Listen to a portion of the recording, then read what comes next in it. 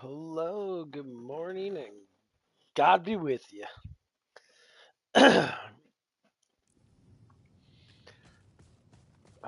Things we have to talk about today. Wow.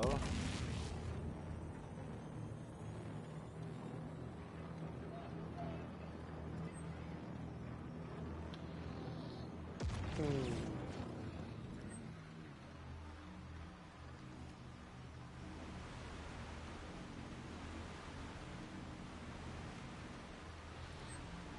Not yet. Nothing really happened yesterday.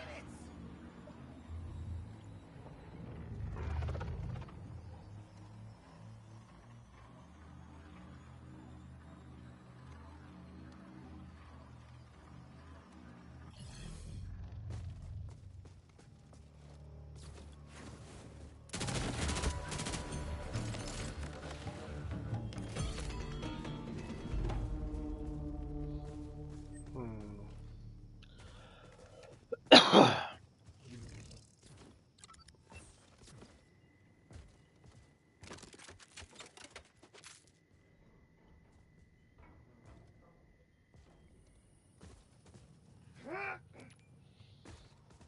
Hmm.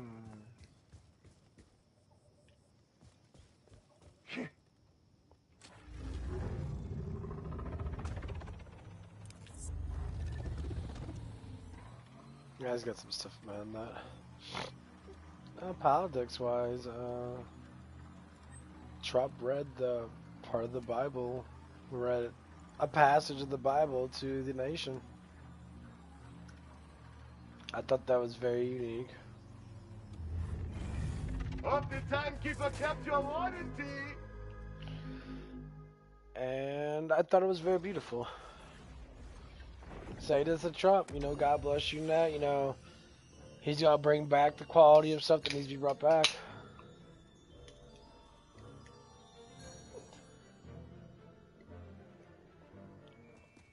You, dear Vault Hunter, have been found guilty of cultural crime. No holidays are to be celebrated on Cairo save for those dedicated to Daddy's worship. This mercenary gibberish is blasphemy. Daddy says you must perish, and what Daddy wants, Daddy gets. All Crimson Resistance scum will feel my wrath, for I am Daddy's fist. You are about to get a time out, my friend. Dude's like in his 60s. Well, Timekeeper lasts us forever, so. Okay. Hope the timekeeper kept your warranty.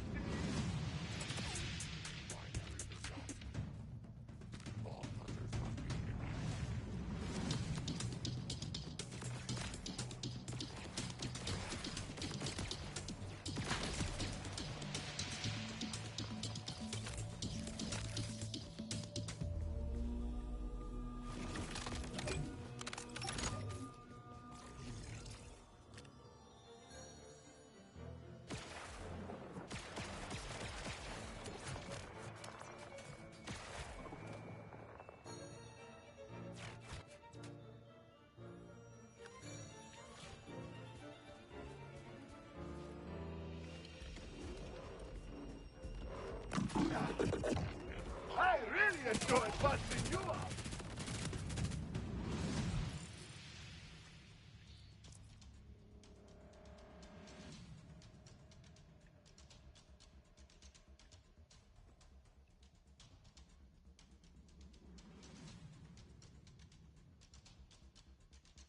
Oh, I got the Hellfire? I didn't know I had the Hellfire.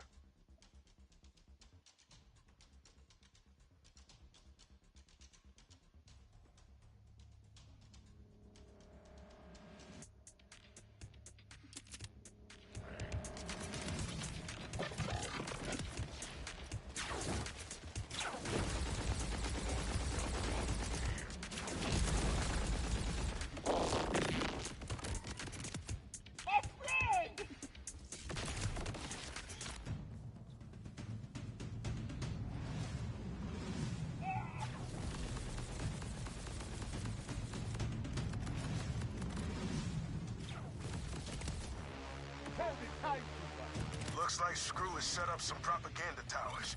Feel free to take those down, Outbounder. The Timekeeper loves you, but that doesn't mean I have to. If you can hear this, nobody loves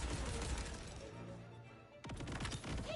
Everyone on this planet is a nerd. Nah, like the Hellfire, but I definitely do not like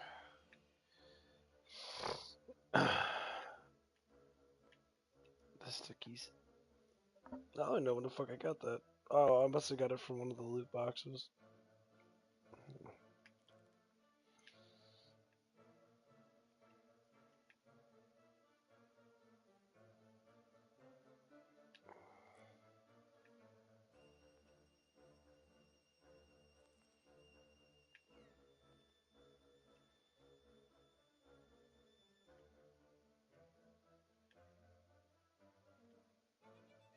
Me and Daddy.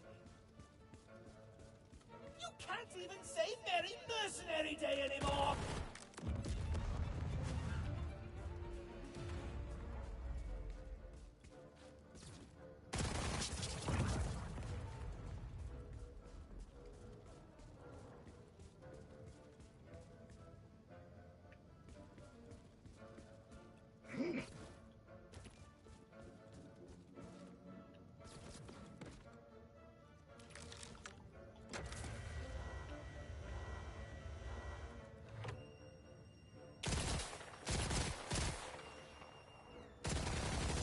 I feel my headache receding already. Keep popping those propaganda towers. Did you come for an autograph?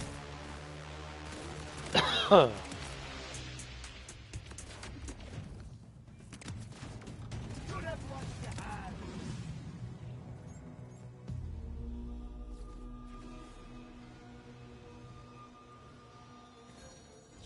There's the power conduit. Maybe you can take it offline. Your turn, Echo 4.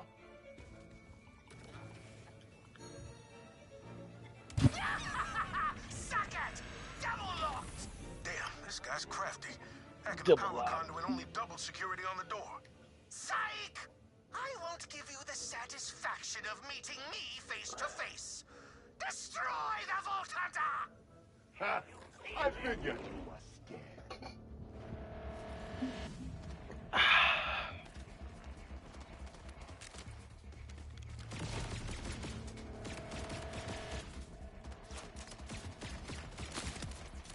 Talk about the next level gun!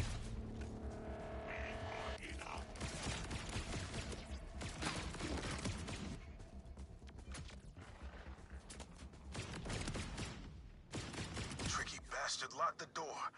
Maybe you can hack the security system or something. I saw power spikes as those locks slammed home. I bet they're from the generators powering the locks. Could you short them out somehow? I need copper wire for that, but I am feeling lucky. These Mercady lights should work.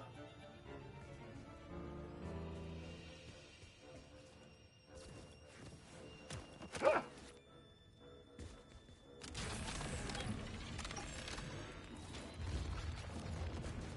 That was my third favorite generator! Decorations as destruction. Clever. I like it.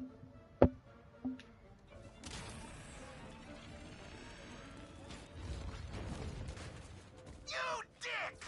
So many consider Kairos a curse, but not I. Back on Hieronymus, my weak birth daddy gave me every trinket I desired, but that wasn't enough. I wanted the world, total obedience, endless love. Only the Timekeeper could gift me what I deserve.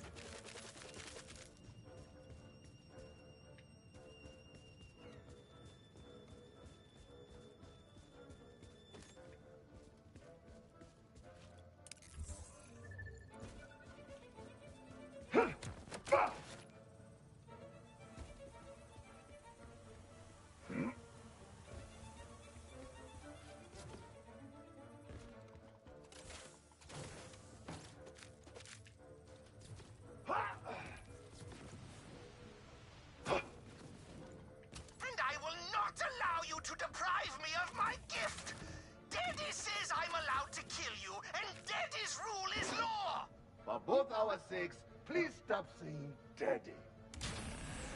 That did it! Locking mechanisms are shorted out.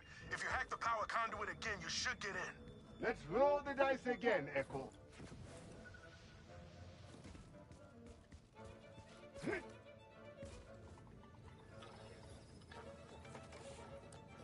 Ha! Security door down. Fine! You've opened the path to my lair, big whoop. You know what you don't have? A family. And don't give me that found family I left my friends BS. You're light years away from the people who love you, if they even exist. So please come in. Mercenary Day presents? And so many. They're mine! All presents belong to me! I thought you said these gifts were blasphemy. Shut up, shut up, shut up! My presents! Mine! All mine!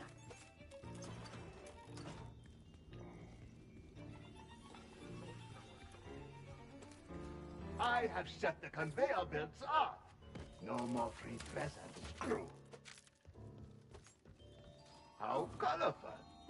You're spreading cheer! That's the exact opposite of what I want! Lighting grid accessed. Happy Mercenary Day. I have a gear to pick with you lot.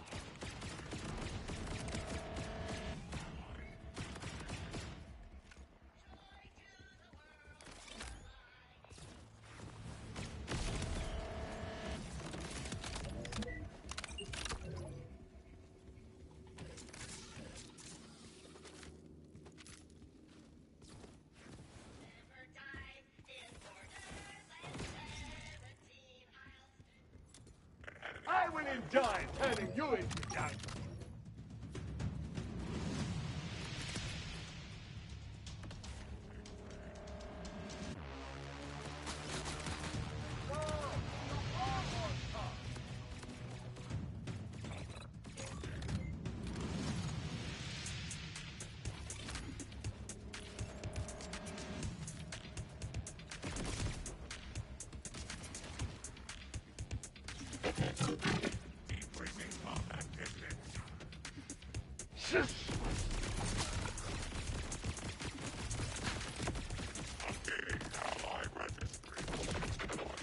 That's really what you have.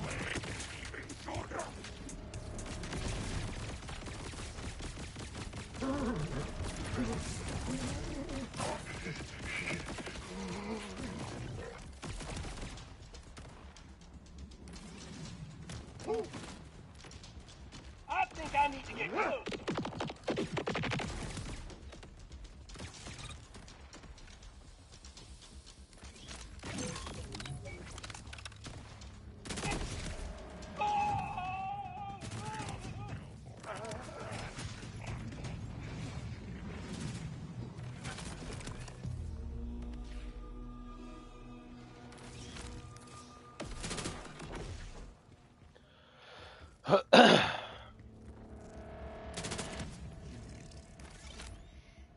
Yeah, but usually use the Hellfire if it wasn't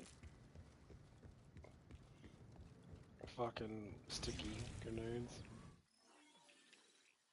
Actually, I got that gonna use this.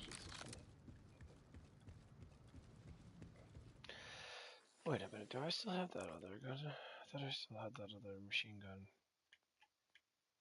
There it is. Yeah, this gun's fun.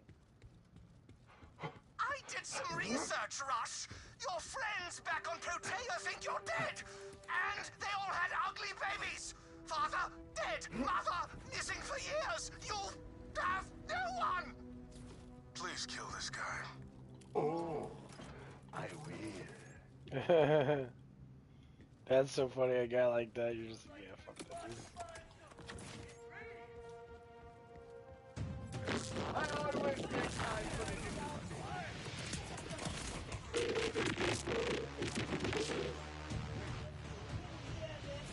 Nobody loves you! Everyone on this planet is a nerd except me. You can't even say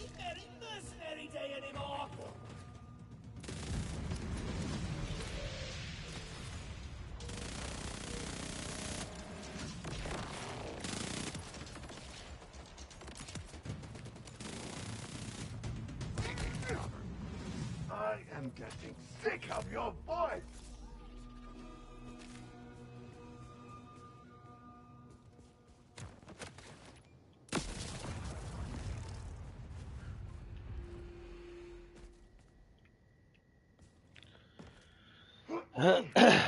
Temper tantrum, baby.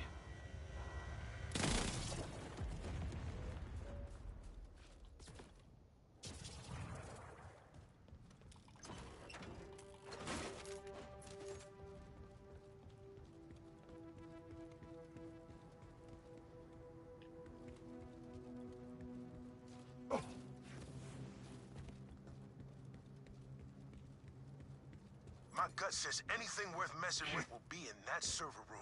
It's just past that door. It is locked, Rush. Sorry to say. Ah, crap. Schematics show a duct. Look for a vent to crawl through. Ah!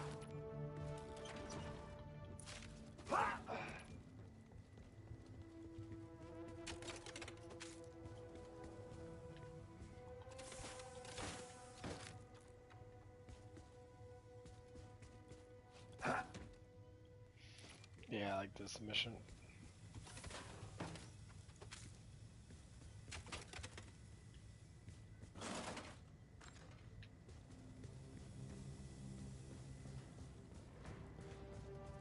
Looks like you can reach the server room by cutting through cooling.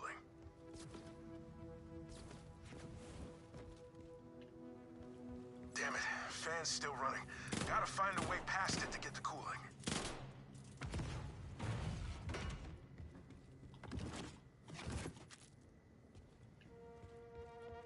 Tja.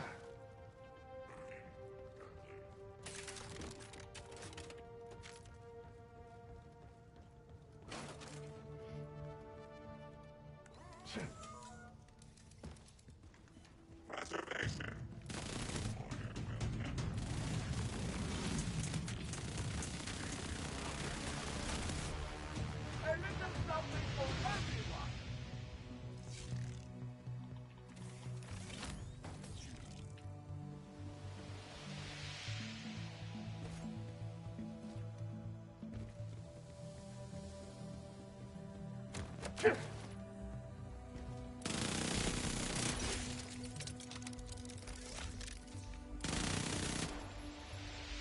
Wait, I got an idea. What's Mercenary Day without a little snow? You'll need to get into the control room.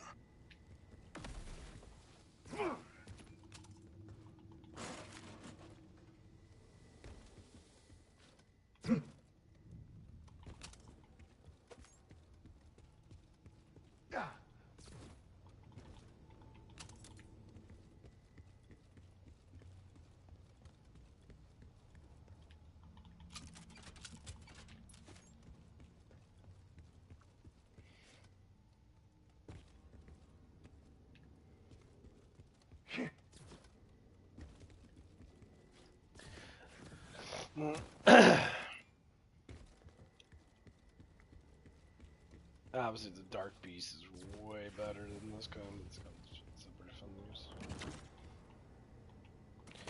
I guess I don't go by how good stuff is. I kind of want to go by how fun the gun is. That's why I use that sniper. That sniper's really fun. I like that sniper a lot. The one that I have. It's not the strongest sniper, Cheers. but it's fun though.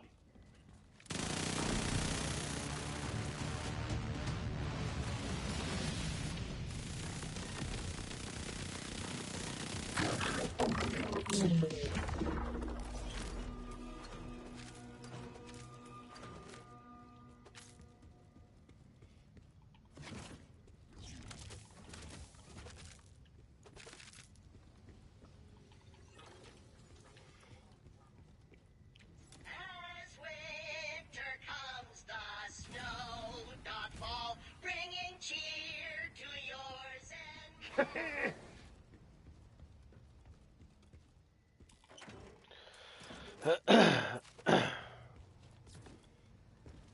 lang syne.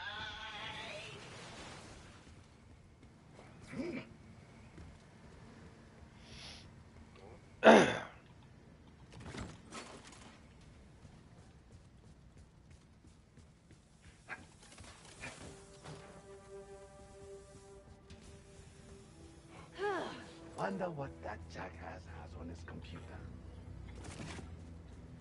Are you using my computer? Do not look in the folder marked taxes! So many files on Rush's family, particularly his father. Rush would value this.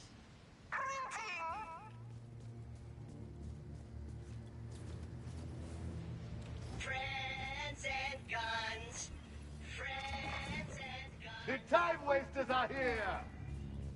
Don't mean to boast, but I do.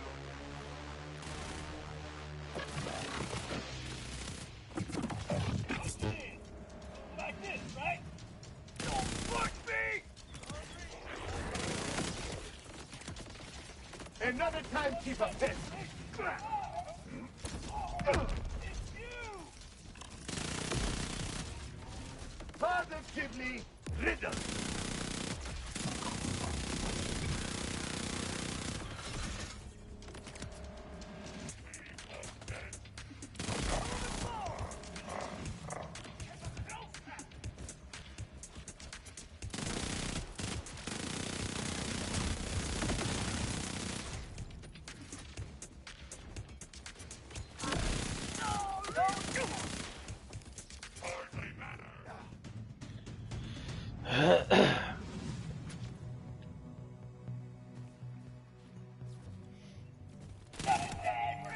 So that is what bad luck looks like! Hi, puppy. A momentary lapse in the attack. Every Come few on. months, some bolter tries to revive gift exchange holidays. And Daddy says Come on, I puppy. get to Up, keep up, up, all the up. presents.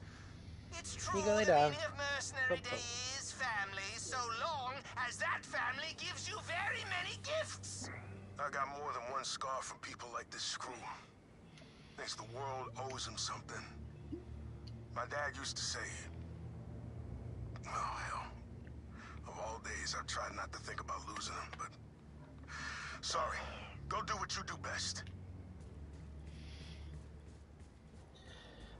You know, I really like this one because it kind of reminds me that, you know, Rush is always reminded how good his dad was in that. His dad was always giving him good ideas and telling him stuff and that. I don't know.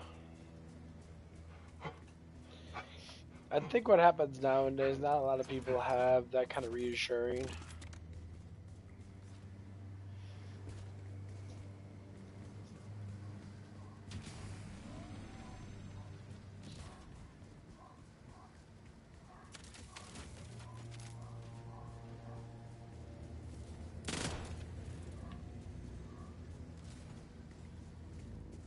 As in, like, people don't have, like, that type of father figure. It's just like, hey, you know, I want to teach you things and listen to me. I know these things. Because when you have someone actually, like, tells you, like, good guided things, it changes the fabric of, like, almost everything. Loves you, but that doesn't mean I have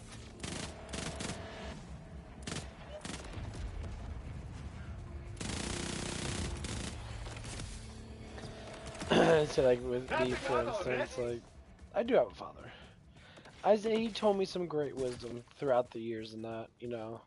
But his wisdom wasn't, you know, particularly the whole story of life, you know, because not everyone's going to know everything, of course, you know. It's just how it is. And, like, so a lot of stuff I had to learn, you know, on my own. Or learn from, like, reading, you know, books. Not like the Bible, for instance, you know. Our fatherly God, you know.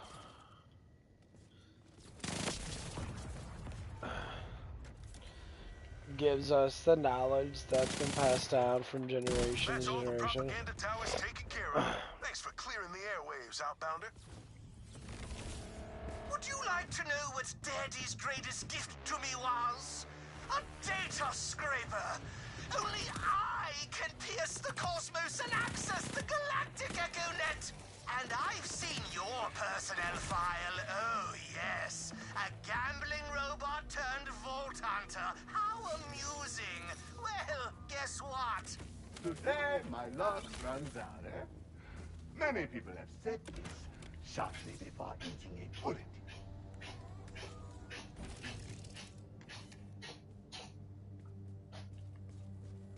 You alright, puppy? Got a little bit of dog hair. What are you guys doing? But yeah, so like, that's what I like about these more like cool missions you go on. To look back at the stories of people and that, and like, and when you look at life itself, like real life, kind of similar thing. What are you doing, Ruby? Ruby, what are you doing? Hmm? Oh, there's mommy. Oh, the mommy left me. Look at her, mama.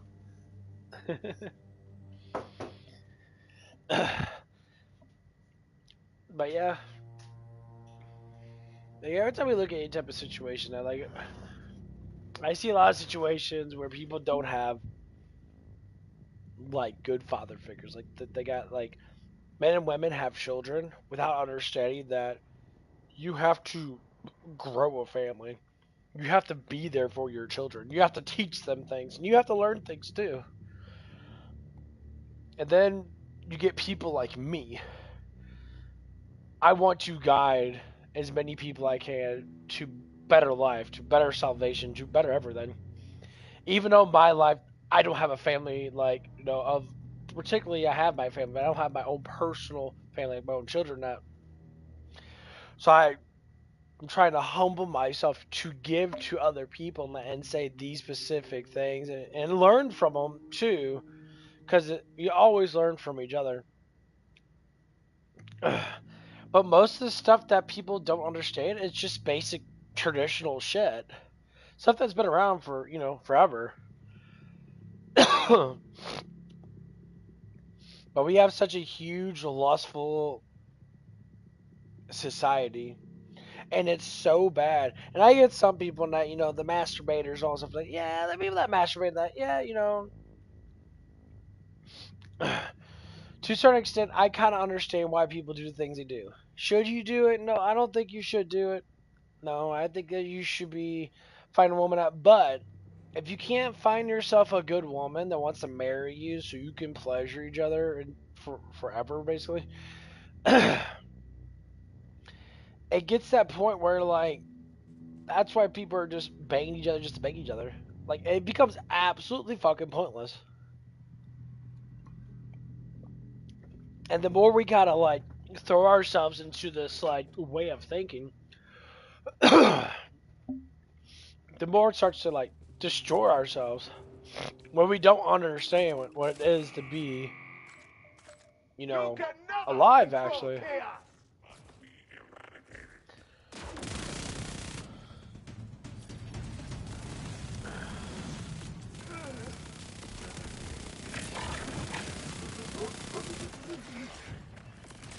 And I would say a lot of reason why is because the government wants to throw in laws to separate the families and that, and our governments,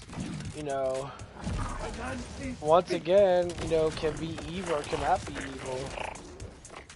They can be tempted to do the devil's work or not do the devil's work. But the funny thing is, when the government works with their people to make life better for them, it changes the fabric of everything.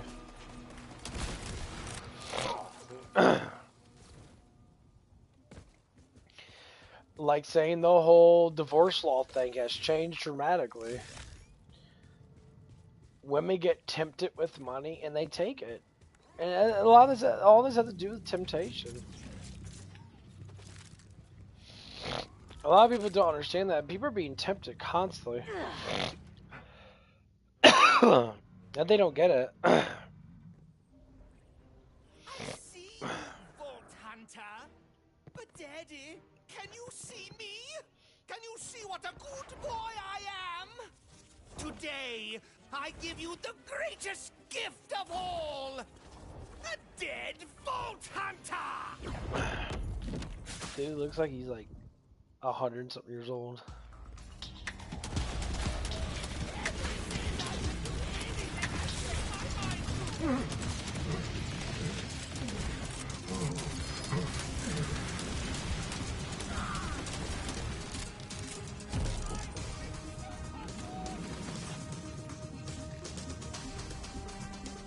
The time wasters are here!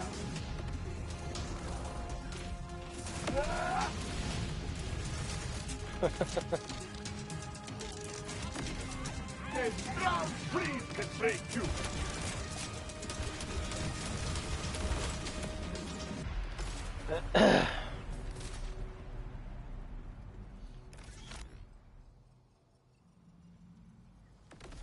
This says spawns health boosters at the start and end of duration.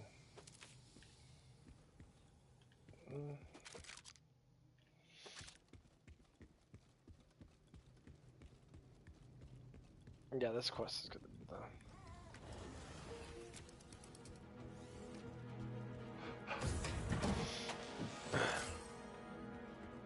Probably should not touch a mysterious switch, but I am feeling lucky. I do want to play with other characters. I kind of do. It's just,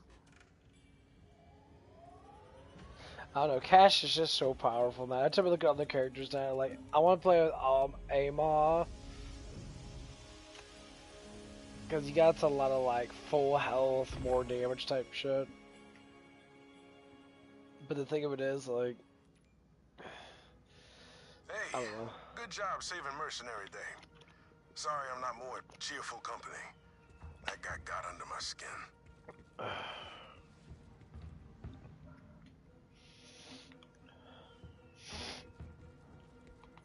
Well, the gifts we gave out killed people. We used up the decorations, and the one thing I wanted to forget about today was shoved in my face. First, your skin looks terrific.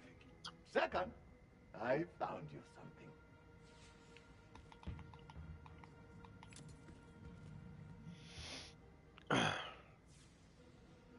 If this photo is what I think, you definitely grew up. Dad? Oh, wow. It's been so long. I'd almost forgotten his face. I don't know what to say. I can't begin to repay you for this. Ah, it is your lucky day. I am feeling generous. I've spent so much time today trying to not think about losing him, but I think ignoring it only makes it worse. Plus, I still got people like you around. Different kind of family, but it still counts. Thanks, Vault Hunter, and happy Mercenary Day. Birthday tree, oh birthday tree, you're sadly made of metal. But birthday tree, oh birthday tree, things made of steel are fed. No, better. I'm so alone. I have a friend named Pickle. His jokes had me crying, but what nobody knows is he's secretly a siren. Oh, Pickle, Pickle, Pickle, you're actually... It's like unlimited shit you can get. I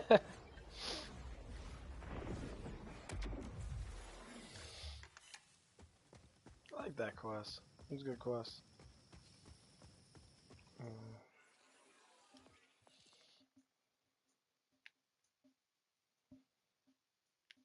Oh, let's go bring God to us.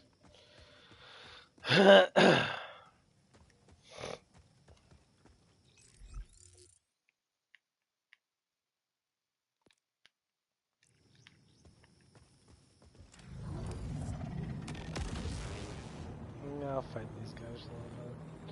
Yeah, if you use the shield thing that I got, it works out enormously better. Oh,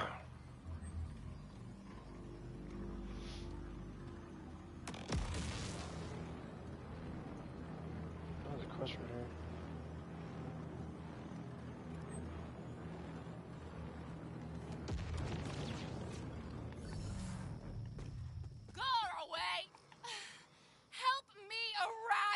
You are the doc. Did you get your doctorate? No matter. You are clearly one at heart.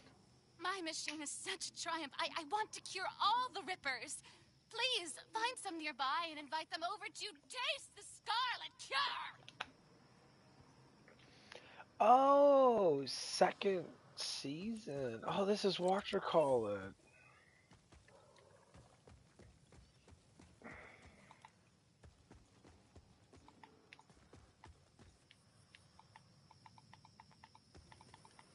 Yeah.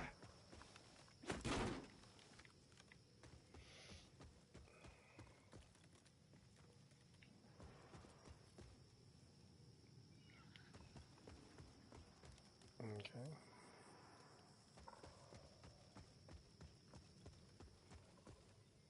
Where's all the Rippers? Oh.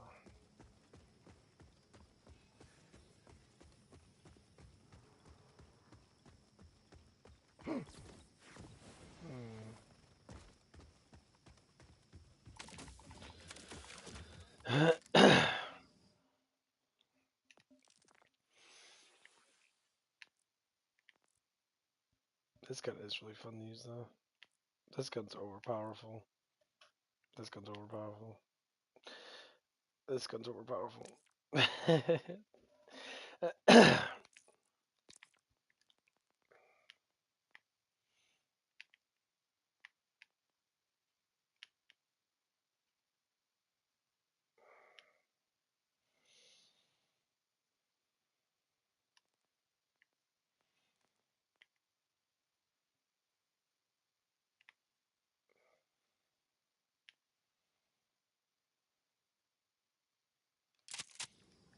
Yeah, this shotgun's really fun to use.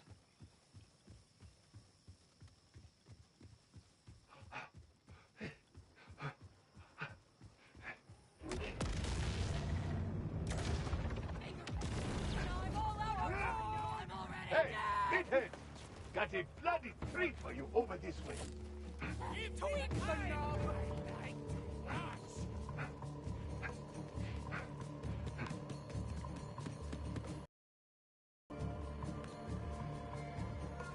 Cured! Bring me more patients! Don't stop now! Get more! Let us bathe in bloodfall! Where's my mix?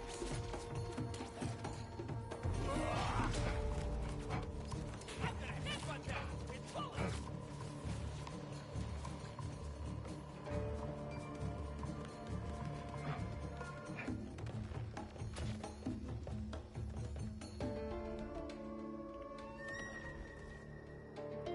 They got like laser axes and shit.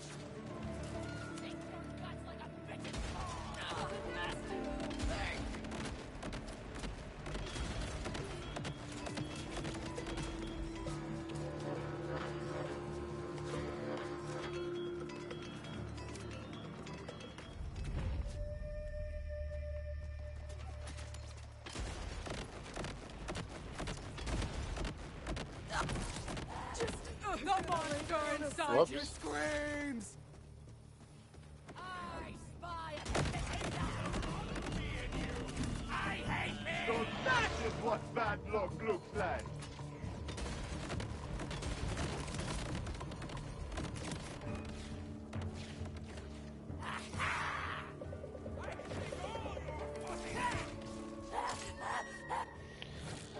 Mind preservation time!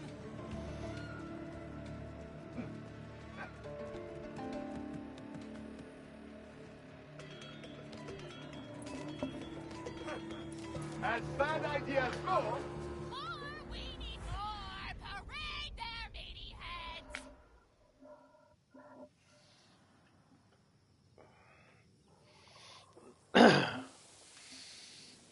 I forgot there was multiple quests in this. Let's see. Yeah, I went by. Actually, this is what happened over there. I went by QT the other day, and I ended up seeing that girl I was working with from before, and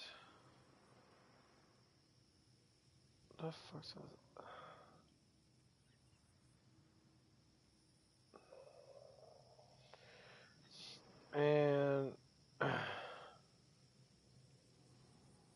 I can't lie. Like I still love this person. That, you know, because we cherished a lot of moments together. And that, but you know, kind of felt kind of good that she was, you know, she seemed happy in that. So.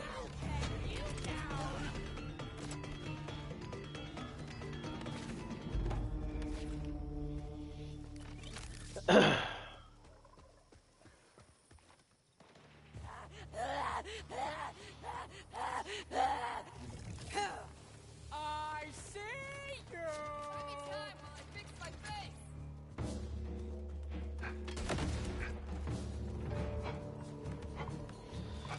And it was kind of nice. You know, it was nice to see that she's doing okay and that she seemed like she was very happy where she was working at and that. So. Have you tried putting your boat back in? The whole part of it is that, like,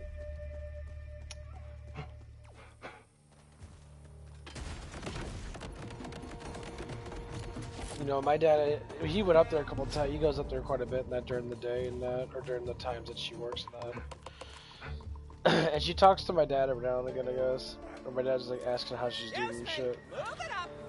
Oh. What a team we make!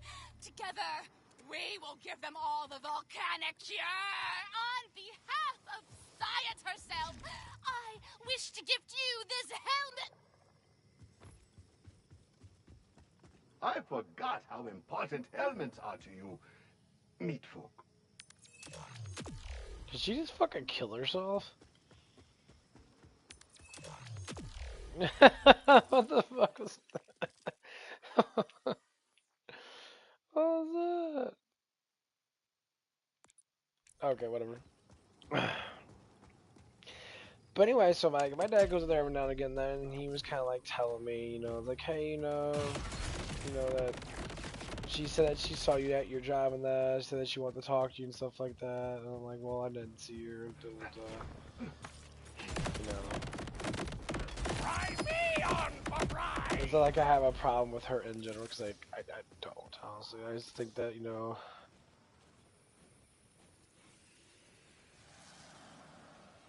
oh, that's pretty cool. Not a big use of that stuff, I don't need to. Well, anyway, so I was just sitting there, and I'm just like, okay, you know what? I'm gonna be nice in that. I'm gonna show myself to her and see if she'll, like, text me and shit. You know, because the guy that supposedly still hangs out with her, I guess, still trying to, like, probably, like, get in her pants and shit. You know, he comes on my stream every now and again. He's not a bad kid, they're just simps. I have always been precise. She's a very beautiful girl now. These guys are massive simps, and, like,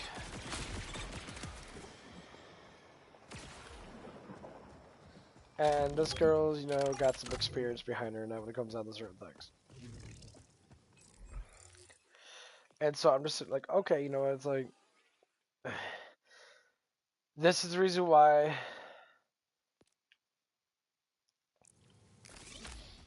a lot of women with those type of experiences go for older men. It's because older men don't fucking simp. We just don't do it. If we do it, then we're just fucking, like, well, we're fucking retards. Like, to me, it's stupid. You are out of your element. You know, like, I can't stand simp-ass men. Men that sit there and they're, like, they're just not men. Well, anyway, so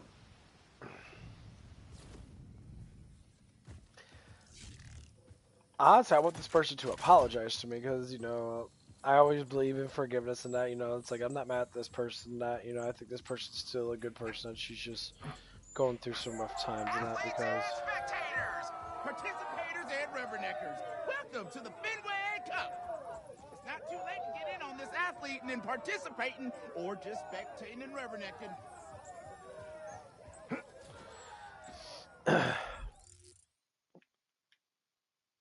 But yeah, just like anything else, and it's always good to understand things. We always got to push good narratives in that.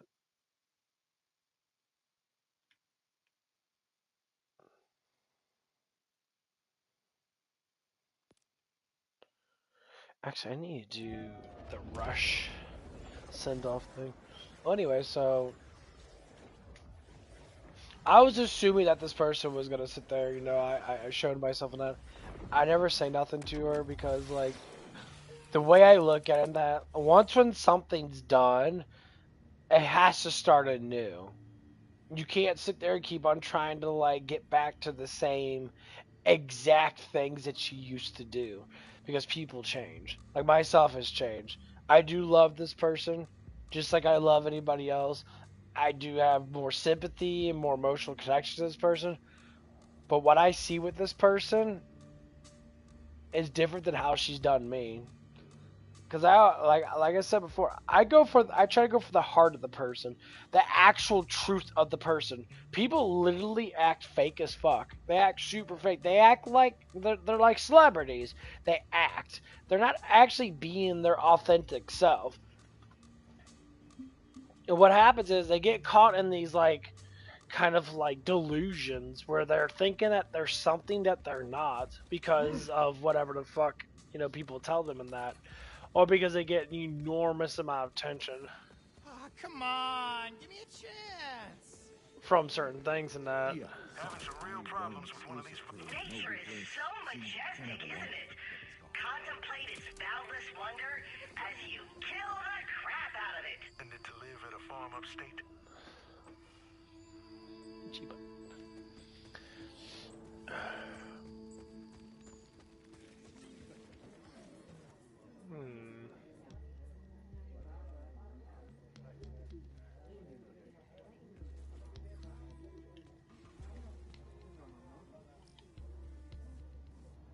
Playing with explosives is fun. Yeah, that's not the quest I want to do. I guess I'll just do this one.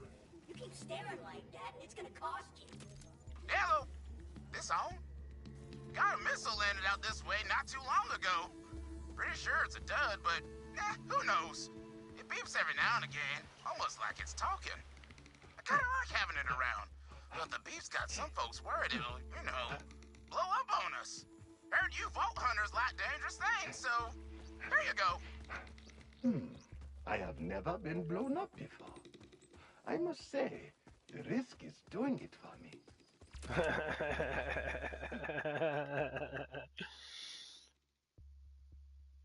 Null and void.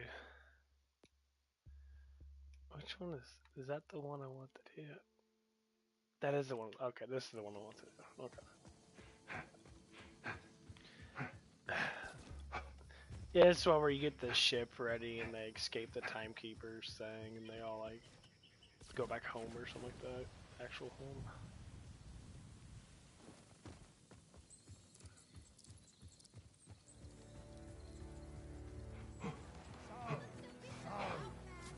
Smelling! Decidedly outplayed. I'll be on the floor with you.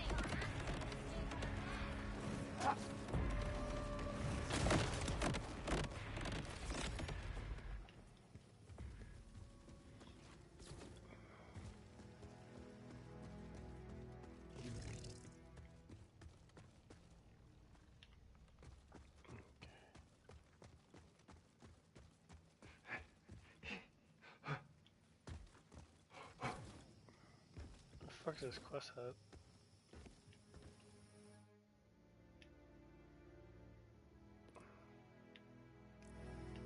There it is. Oh, that's actual rush. Cool. Our launch grows ever closer. Oh, that is the order ship I took down.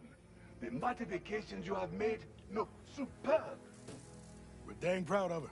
Plus, with Saul and the Timekeeper dead, we can launch away as soon as we fix her busted drive. We're actually gonna get off this rock. Can you believe it? If Conway ever gets back, that is. Always on the move.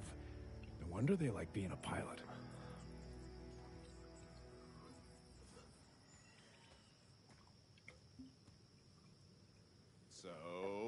like up there?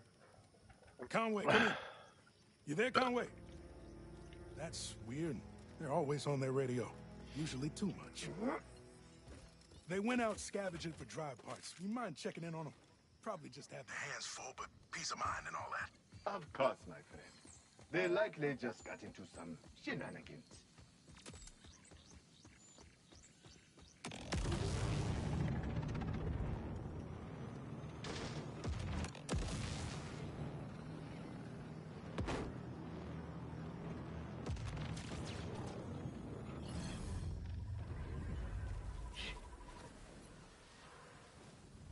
No, I wanted to shoot a guy like that. Damn it.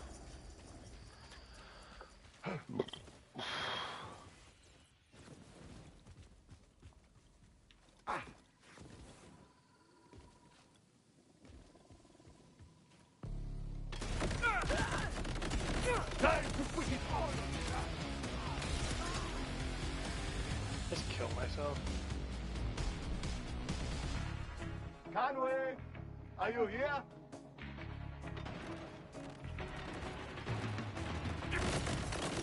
Tapping out already?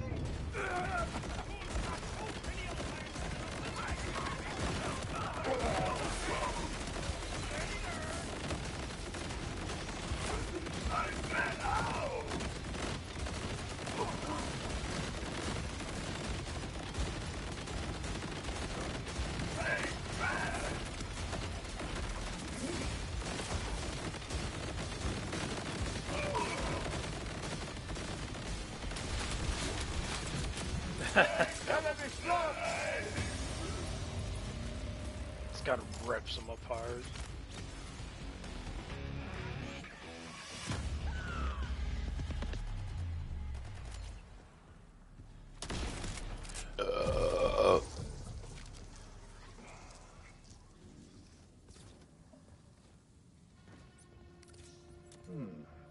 Conway was definitely here. They left a lot behind. Report. This wreckage is no longer a viable scavenge location for any useful components, tech, or parts. Personal note. Digging through the skeletal remains of a ship when our own launch is so close is unnerving. Keep thinking about the day I crashed here. Can't help feeling it was my fault. Gotta shake it. Can't let the fear get under my skin. Not when they're counting on me. Rush, no sign of Conway yet. I will keep looking. I still can't get through to them either. I don't like this one bit. I am sure everything is fine. We will find him. We better. That's our pilot. And my best pal. Okay, not gonna freak out yet, just hurry, okay?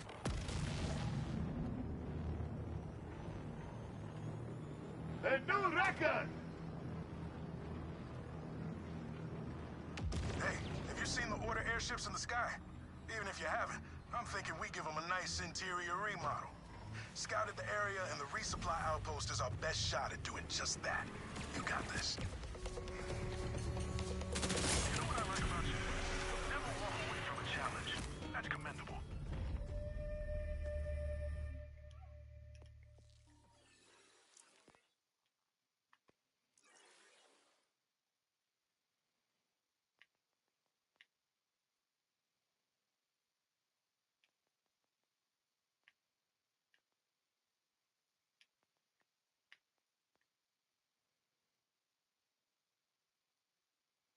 Cyber damage, sniper splash, gun critical damage. That's a lot of critical damage.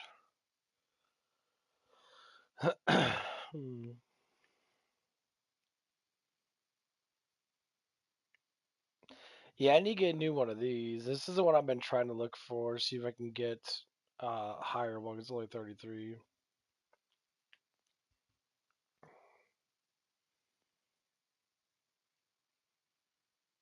Gun damage, shotgun damage. Actually, talk about that. I do have the... Yeah. Because I do like using this gun. This will give it more, 44% more shotgun damage. Well, Oh yeah, that gives me all gun damage too. This will actually make this really fucking strong.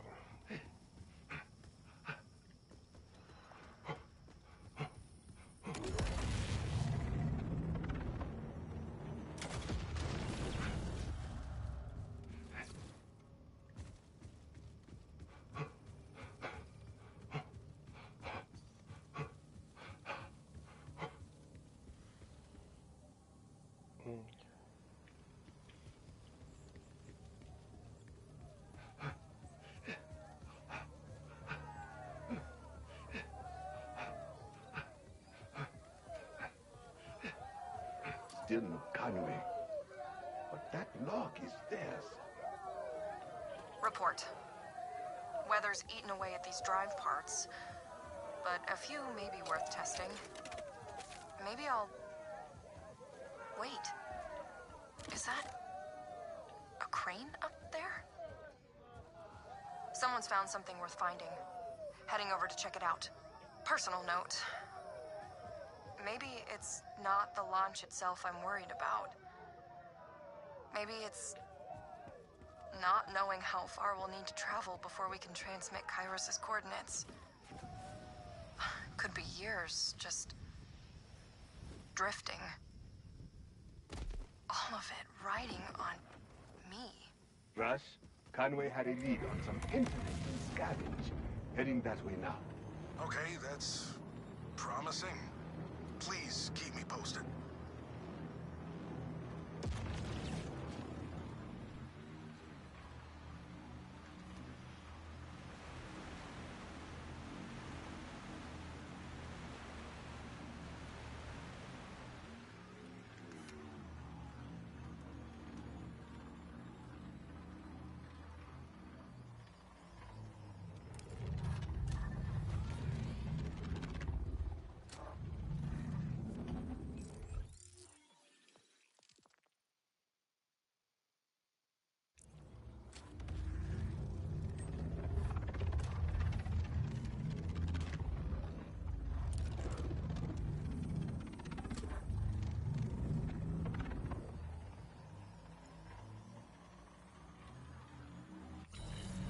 No style, no flair.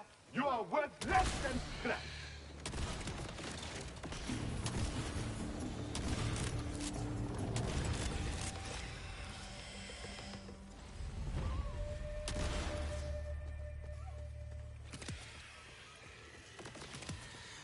Hi, that was fun. I love those ones. They get rid of so many enemies.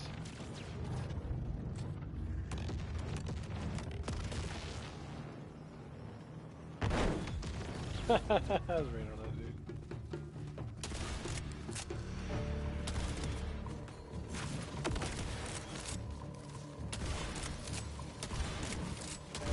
Extra bang for my buck.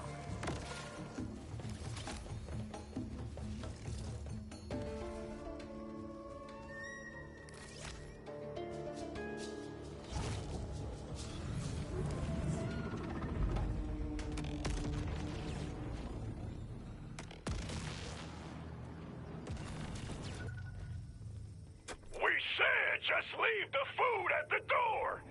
I don't want to see your face.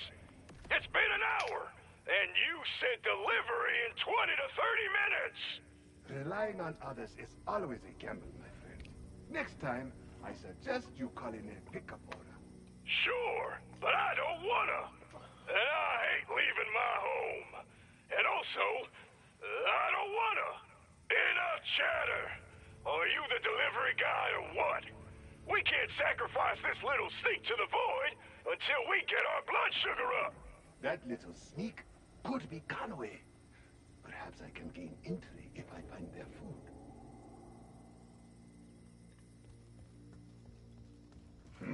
Rush, I am not positive yet, but I think Rippers may have captured Conway.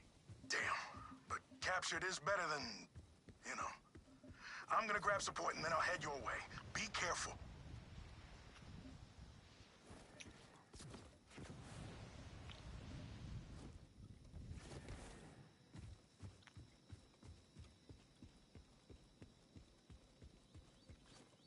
thought they were endangered. I ride and die.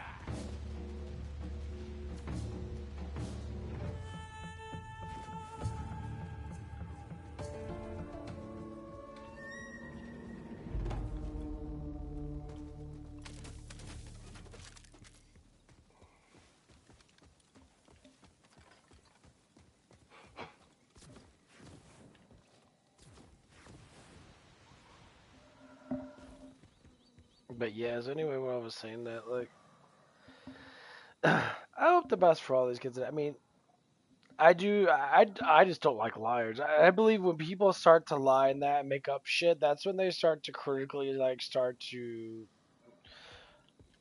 despise like themselves and it's like other people and that stop liking them and that. It's Oh, like, well, yeah, bastard. The delivery fee could not have been worth it.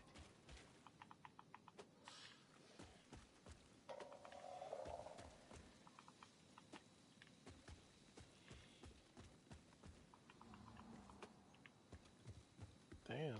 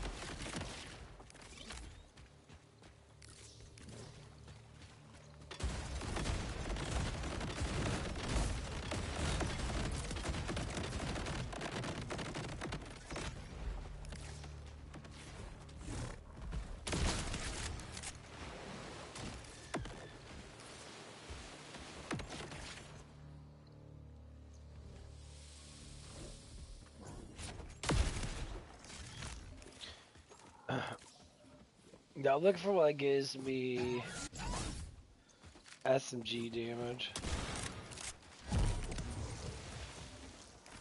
Well, what I'm really looking for, I'm looking for a kinetic SMG, all that damn shit that's go full damage to, because I'm missing out on quite a bit of damage. Ha! Ready to roll the dice? I am the biggest.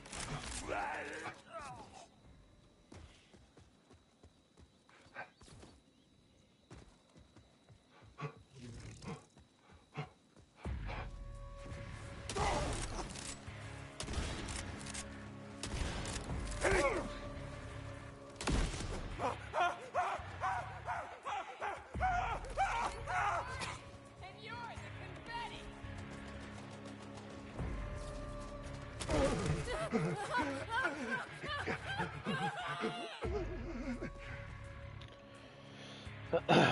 Okay. But yeah.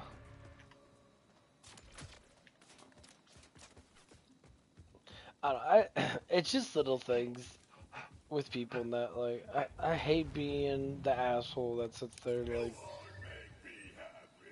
I don't know, being a dick in that, towards people in that. But for my own sanity, I have to push back against people in that. I hate doing it when I know the truth of the person. But just like, once when people start lying in that, my God, it sucks.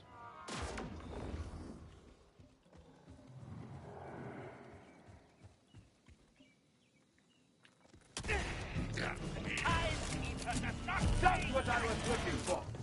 That was my best frenemy. That was my best frenemy. But I notice it's always with women, though. Like, guys do this shit too, that you'll get jealous guy, but it's just a temptation. There's one guy I used to hang around with, and he eventually got to the point where we would hang out with all the time, and then there's a couple other people he was hanging around with. We were playing games together like every damn day, and then we stopped playing games and shit. I really have your foot this time. How about letting me in so I can tell you how deeply sorry I am? And like, But it better be real wet and the kid sunny, was a or no complete like tip. kind of loser in that like me and him would like have conversations that and I would give him,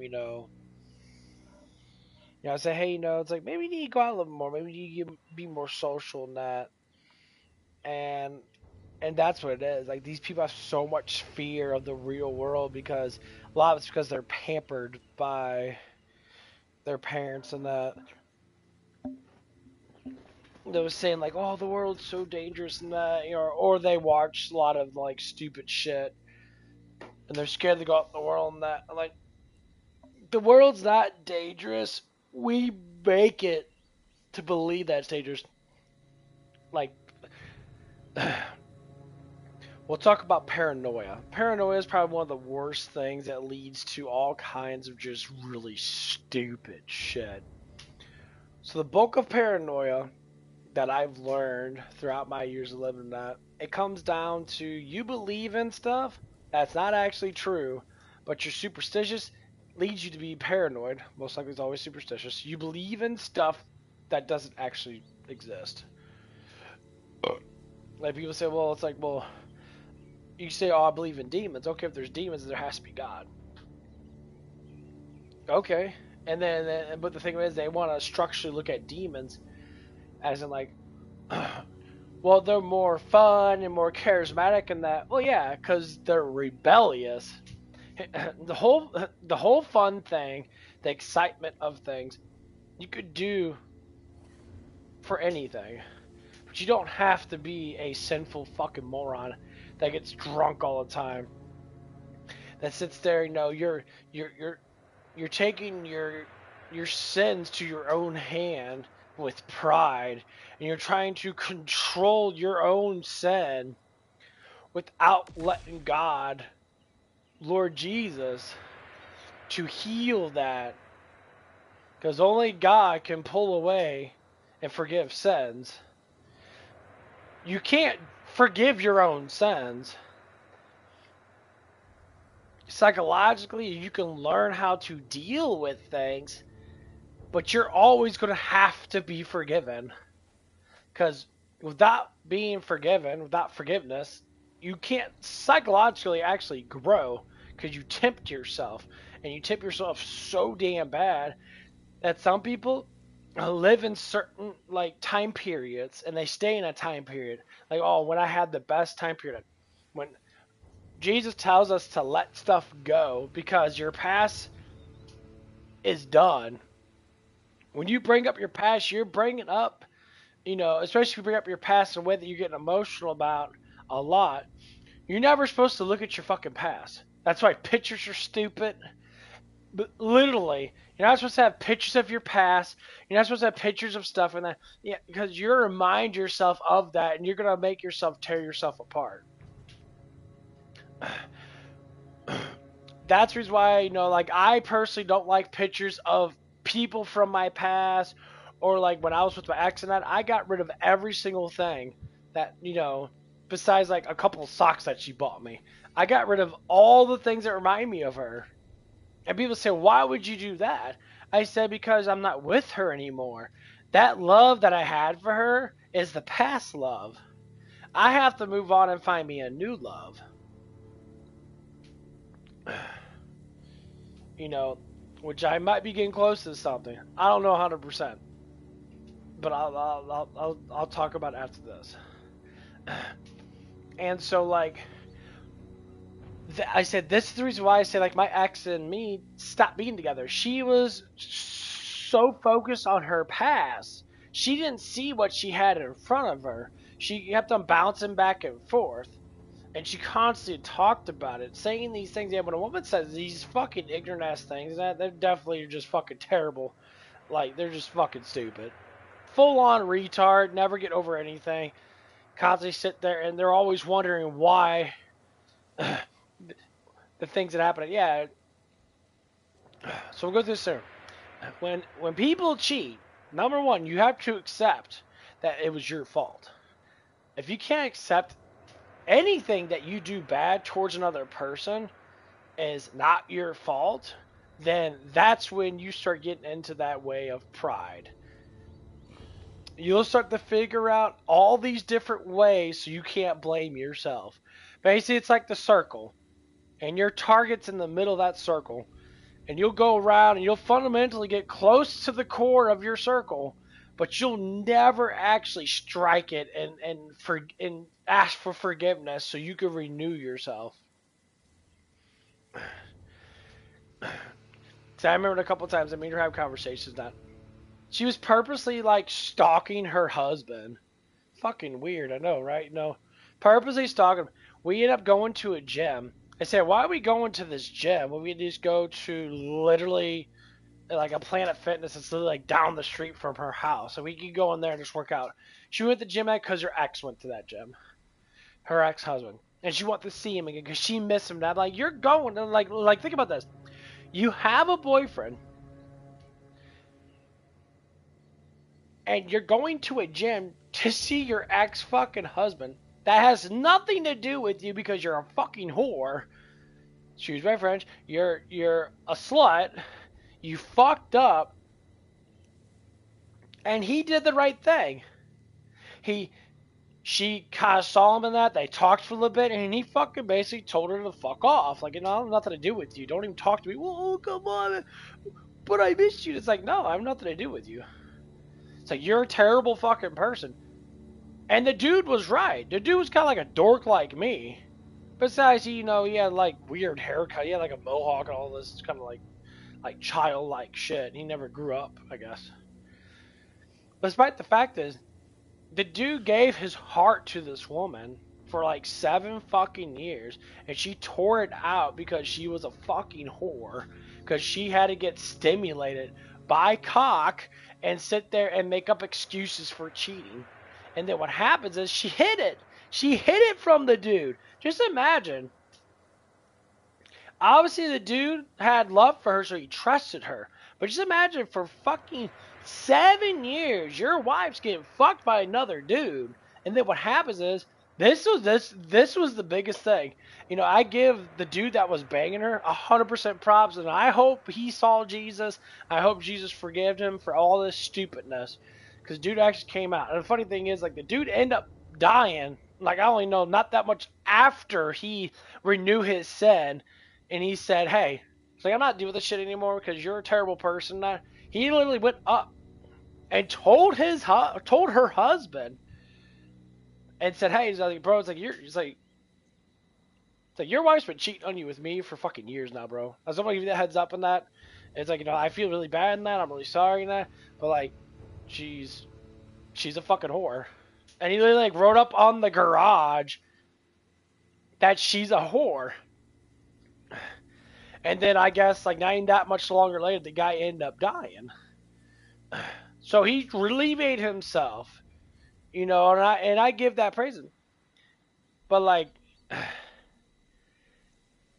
and I was just like, okay, so he's like, well, he does stuff. Yeah, but it was true though. I was like, well, yeah, it was true. And then you should make up all these excuses about it. I said, right there's a problem. Is no guy's gonna want to fucking be with you because you are a whore. You can't be married to a sinful woman like that. Marriage is not meant for sinful women. Marriage is meant for pure women. Traditional women. They care. They want a family. They love. They fight with their husbands against the outside world. These bitches don't care. And that's one of the things I try to promote. And I see this all the time with a lot of women. They just sleep around and they don't want to be committed. I say, you know what's so funny is you keep getting this dick from random guys and that, but you're so scared of commitment. That's why when you get close to someone that loves you and that, you the demons pull you away and they tempt you, saying, oh, there's another guy that's better. There's another guy that's better. There are demons telling you this shit. This is why Jesus always tells us, you can fight against temptation. Temptation does leave you. It doesn't sit there and sit there forever. It doesn't. Eventually it does leave if you keep your mind focused on task at hand. You keep your mind focused on love. You keep your mind focused on him. Temptation does leave. Not to say that you can't have, you know, excitement watching movies and playing video games, watching anime, or even communicate with people. Or even if you're a guy that's single like myself and you flirt around with a whole bunch of bitches that. Or a whole bunch of ladies in that. Some of them are bitches. There's nothing to say you can't do those things. But the whole point of it is to be structured and to understand once you get to a relationship, you have to think about full security. The woman has to be the same way too.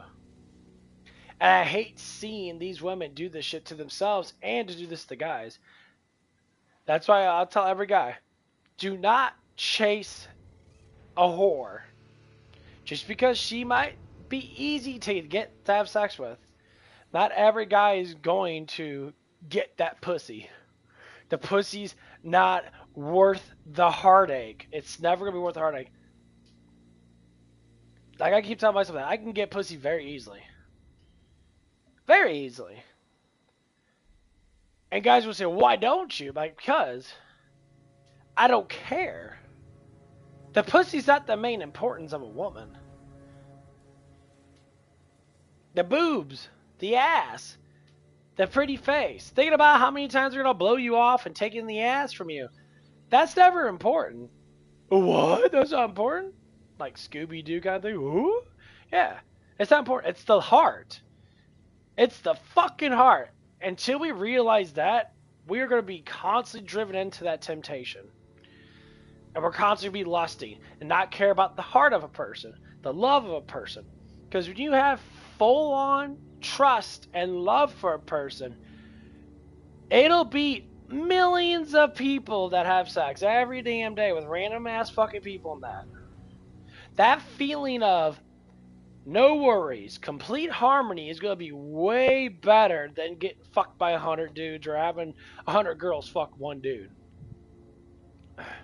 Be way better. Why? Because love beats every single fucking damn sin. And that love is God. And when you don't have that love with you, you commit yourself into sin constantly. And it does happen. No one's perfect. We do fucking fall. That's the whole point. Because no one actually knows God. It's not like people see God. If you saw God and His glory in that, and you know, every once in a while we feel the Holy Spirit rip all the sin away from us when we're not worried about absolutely nothing. Or like, say like for instance, like if you're having a really like beautiful day and you have no worries because it's like your day off of work. And you're sitting there like, oh man, it's such a beautiful day. And then all of a sudden you're just like, no worries at all. My job's good, my girlfriend's good, but there's always temptation sneaking around. That's why I blame it on mostly. I do blame it on mostly women. Because not all men become masculine up front. Most men have to be, you know, programmed that way by raising themselves that way. Because I have to say, is guys that play around and get fucked all the time, they're not men. They're children. They use that as a way to compare themselves to other men. But the thing is, these men are actually really scared of commitment. They're scared of love, and they know that they can have all the money and have all the luxuries of the world and that. Just like King Solomon. They can have all the girls and have all this, all that. But is it really worth it? No. Like my own personal experience now. The way any woman, I would say, is going to get laid by me is if I'm 100% secure with them. As in, like, I trust their words. I love hanging out with them. That builds up this excitement slowly. I have plenty of girls that try to fling at me after a couple weeks of talking. I'm like, dude, it's a couple weeks talking, you know, and they, like, barely ever hang out with me. And all of a sudden, they're butt-ass naked, and they think that that's the way to get a guy's attention, is to get butt-ass naked and that. I say, yeah, for some guys it is. But for other guys and that, they're not going to look at you because of your tits and ass and pussy. Like I said, people look for the heart. So going back to my ex and that, just to explain, like, you know, and multiple other girls and that, they all have the same, you know, way of thinking. They really think, oh, if this guy sees me naked and he's going to get laid, he's going to love it. he's going to want to be with me because he's going to get off. Women continuously always think these stupid things that these feminist, satanic cunt waffles make up. No, you to get into a man's heart is to get to know the man, to cherish the things together with that man, not to sit there and thinking that he's gonna bend me over and give it to me, and then all of a sudden everything's fine. It never works like that.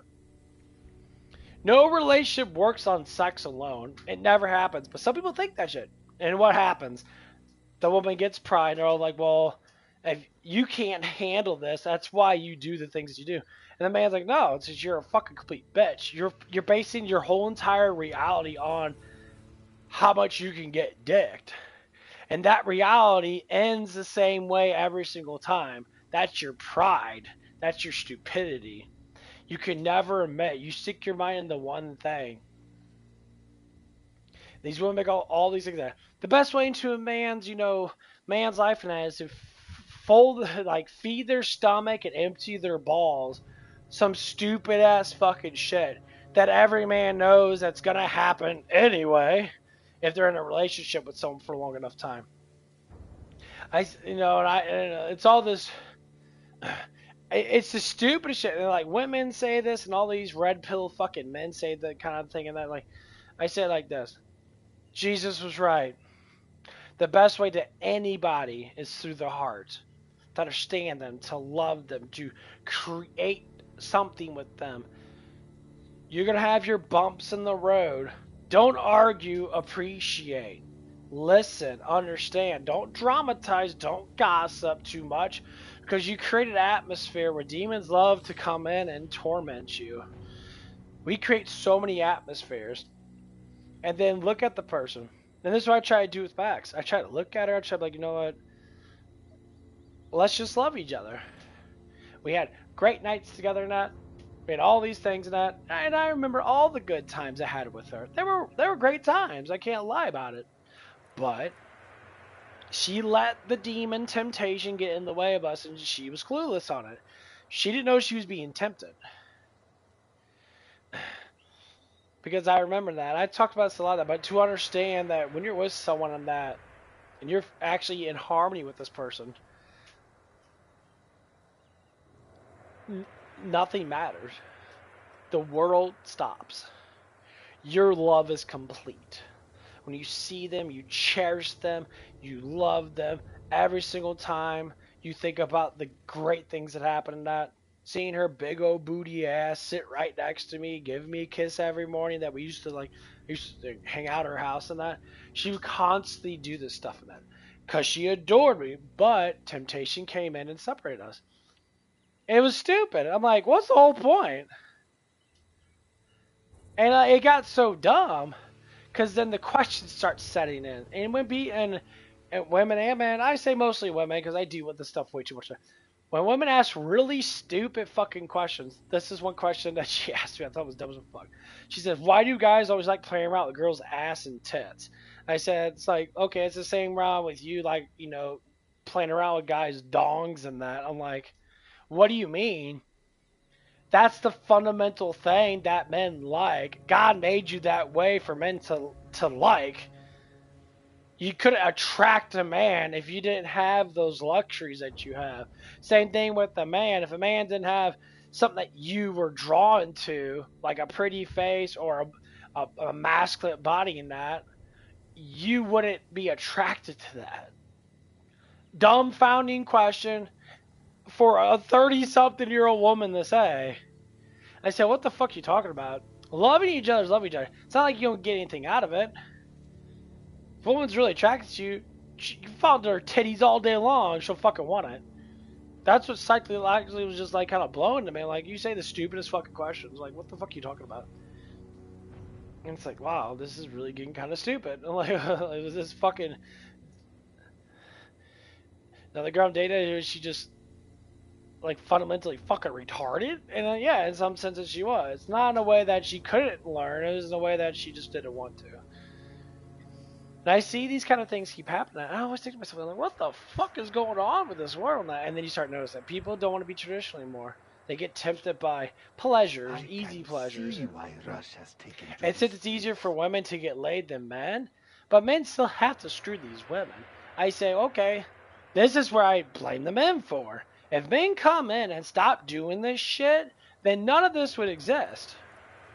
If men pull back their fucking dongs and stop busting nuts in these bitches, they'll have nothing to do but to submit, but to get into that way of living. Because, like, that's what happened back then. Back in the old days and that. So, like, if a woman lost her virginity and that, she was shung. They call her a whore. Being a whore back then was very devastating. To me, it doesn't mean that you can't be forgiven. It doesn't mean that you can't have love. I don't think mistakes are like that. But they did the shunging thing to teach them, like, hey, being like that is fucking wrong. Nowadays, we embrace it. And when you embrace something that evidently women are very easily tempted by, because everything's easier for a woman. The whole 9 yards has always been easier for a woman because it's a man's world, and we always like the tits and ass. We always like women, how pretty they are. I see a lot of gorgeous women out there, pretty, little boobs, big boobs, whatever the fuck that they have on them. And they're all very easily bangable because they're so attractive. But that's when it comes in. If men pull back and stop being tempted by the lustfulness, women have to submit to that man. They have to submit to men altogether, because if they can't find a way to get with the man, then they'll have to submit in some way or another. That's why you see all these crazy bitches that never want to give in. They go lesbian and then they have ruined their lives anyway, because practicing homosexuality has always been bad. Because it condemns yourself into massive amount of sin. Now, I never say the person's bad, but you commit yourself into sin. Just because you do sins, little petty sins, doesn't mean that you're a bad person. To humans, to mortals, no. But to God, yes. Because God knows the truth about His love, because He is it. So He knows what He's giving to you. Us humans don't understand that. If we actually understand what God was given to us, we would be 100% submissive to God. We'd be saying, well, God would be like, oh, I'm going to give you this gorgeous woman and that. You're going to be fruitful, and you're going to be basically like having sex all the damn time and that. And if you could see the woman or man that you're going to actually be with, the person would be perfect for you. And you'd be like, oh yeah, I'll do that all the damn time. And all of a sudden it happens. You're like, oh wow. See, that's the thing. We don't understand because we don't know God like we should. We don't know Jesus. People always fundamentally pull that back on that. So if you actually knew what God had plans for you, you would sit there and you would praise Him every day. You would at least give fucking thanks. Like, oh, thank you, God, for this, I appreciate it. And you have faith in your heart to be done with stuff, push things forward. But the world's not like that, because we're all a bunch of fucking retards. We let government decide our fate. And that's one thing I like about Trump. Trump's like reading the Bible to the nation. He's reading passages. He's probably going to have a whole bunch of fathers come on and start reading stuff to the nation and that. Explain to people, like, we need to be more faithful. And it's not even because it's good for us. It's because we do not want the wrath of God on us. You fucking people are fucking stupid. We need to try to not sin so much. And since lusting is the worst part of it, we have to start pulling back that lust. Because God is about to give us a big-ass divine spanking. It ain't going to be something little. It's going to be probably a whole bunch of motherfuckers dying. And because it's happened in history, enormous amount of times. And it's not going to say it's going to be the people that are trying to actually, they know sin, they're trying to pull away from sin. It's going to be people that literally are sinning and they don't care about that they're sinning. You're going to be the ones getting targeted. Not people, I would say not people like me. They're trying to love, but we can't get it. It's not out there. And being an older man, I can't go for women around my age. Fuck me, I can't even go women in their mid-20s. They're all whores. They already been pregnant. They already had kids. They're already been married. And I might pull myself and be like, oh, okay, it took me fucking forever to get Now, this way. I would never But hey, stop I'll have the to good say it like people this. in state fields. But If I can find me a this girl that's not a is complete right fucking for whore, crime. or not a whore at all, she's actually True traditional, crime and she's would gonna be be like letting go 19 or those 20, identities you come bet to your ass this. I'm gonna tag that. I'm gonna grab it. I'm gonna marry it, I'm gonna have kids with it. Why? Because these bitches are terrible out there. And like, people that complain about this, I have 30-year-old women hit on me all the time. They always got kids. One at work, and I work with that. She's a black lady. She's always flirting with me. Like, she's always asking me, she's like, oh, how you doing? Like, I barely worked with her maybe like 3 times. And she's like asking me how I am all the time, and that, which is fine. Then asking me, it's like, oh, it's like, are you feeling okay? I'm like, yeah, just focus. I'm at work. She's like, okay. She's trying to mostly sympathize with me because she sees something that she wants. And this is what all these women tend to do. And it's sad because the potential of them to find actual love is never going to be there. Because, she's got the baby mama thing. She wants to have a whole bunch of kids because she thinks that having kids, having money. I said, that's sacrilegious as fuck. And no offense to that, I think women that do that shit should get all their kids taken away. And I'm not going to give 2 flying fucks. They should get all their kids taken away. And they should go to a respectable church that's going to have confession. And they're going to confess their sins to God to alleviate their sins. People always say, oh, we can go to psychiatrists. You know why women like therapy? Because therapy doesn't get rid of sins. A therapist is not a licensed priest. They don't get rid of sins. They talk to you about bullshit and they steal your fucking money. And these women go into this shit like a bunch of fucking retards. And they sit there all day and they gossip about their shit. And that therapist is like, you've been here for like 3 months now. I tell you these things that you never do. But yeah, because they have a prideful sin. You can't heal a fucking moron with words that are not from God when they are in sin. Like, we have to be forgiven by God. We cannot be forgiven by a therapist. We cannot be forgiven by a random fucking person. People can forgive you, pray for you.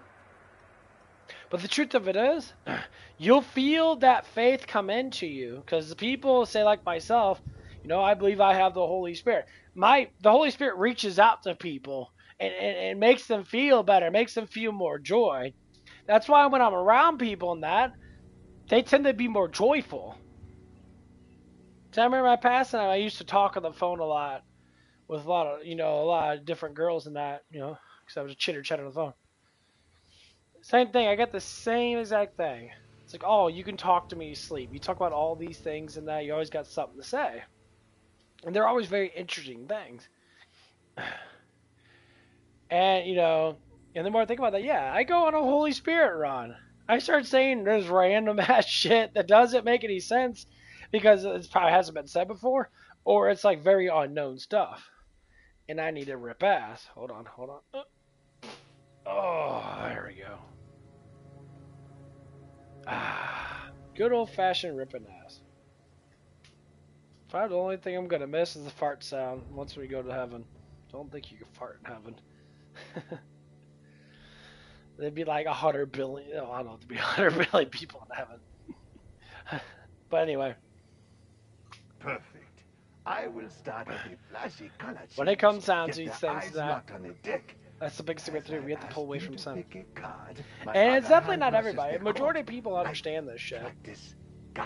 And a majority of people learn. By the time they notice, Like, I truly believe inside my ex's heart, she's a great person. I've seen it. I've been with it. We used to have like little naps together and that, and like the harmony was there, the love was there, but she had to be the one to tap into it and just let her past go. And if she could have done that, we would have been together. She would have completely fucking changed.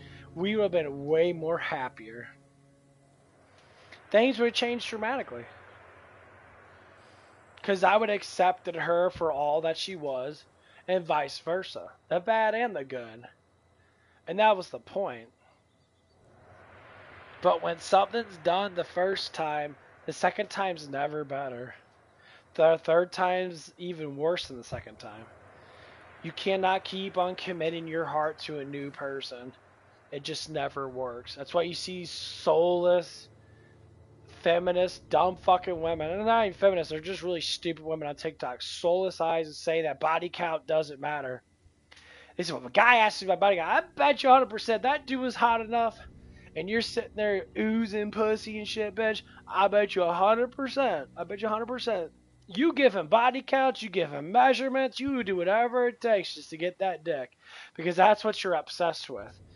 You'll lie and make up all these excuses to the guy that you are with just to get that. Do we think that's how people are? No, that's called obsession. Your obsession with that feeling of not being caught. Your obsession with that feeling of that release with someone new. Because that person doesn't know you. That's why people like fucking new people. Because once when a person gets to know a person, they either fall in love with them or they reject them. That's why, attraction does matter. If I look back at all the women I look at, yeah. I was highly attracted to my ex. I've seen her, naked plenty of times, and her body's fantastic. Super beautiful. And and the good things that we had in that, we were, playing like really stupid video games and that. And I remember that. I loved it.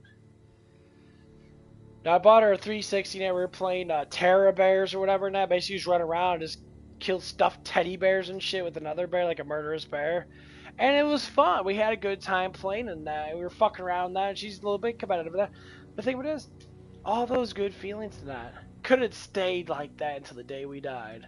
Could have been like that for forever if the commit was actually true.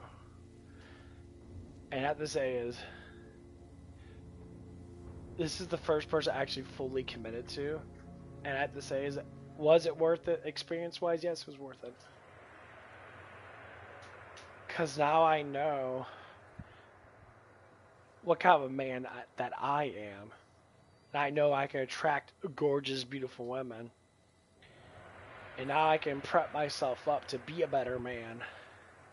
Then I always get people, always, saying something like, or I work with people that, that say really, like, obviously stupid questions. And that. And they're stupid in the sense of, like, it's just like, no one says these things. People ask me, why am I single? Because everybody's a fucking whore. I don't know how to put it through your mind. Just because you might be attracted, you see looks and you see strength and bulkiness or whatever the things that turn your fucking self on, it doesn't mean you know the heart. It doesn't mean you want to commit to the person's life. All it means is you think you want to be with that person because you see something that you desire. But the thing of it is, it's never the full personality that they're giving to you. I'm upfront with a lot of things that I say on my channel. Because I think a lot of people can coexist with that stuff. Have conversations about life. Conversations about, what happened with our lives and that. And always be the starter of it. Because it's hard to talk about things. And so I reach out to someone I talk about things that. It's always good, understand, what their life actually is.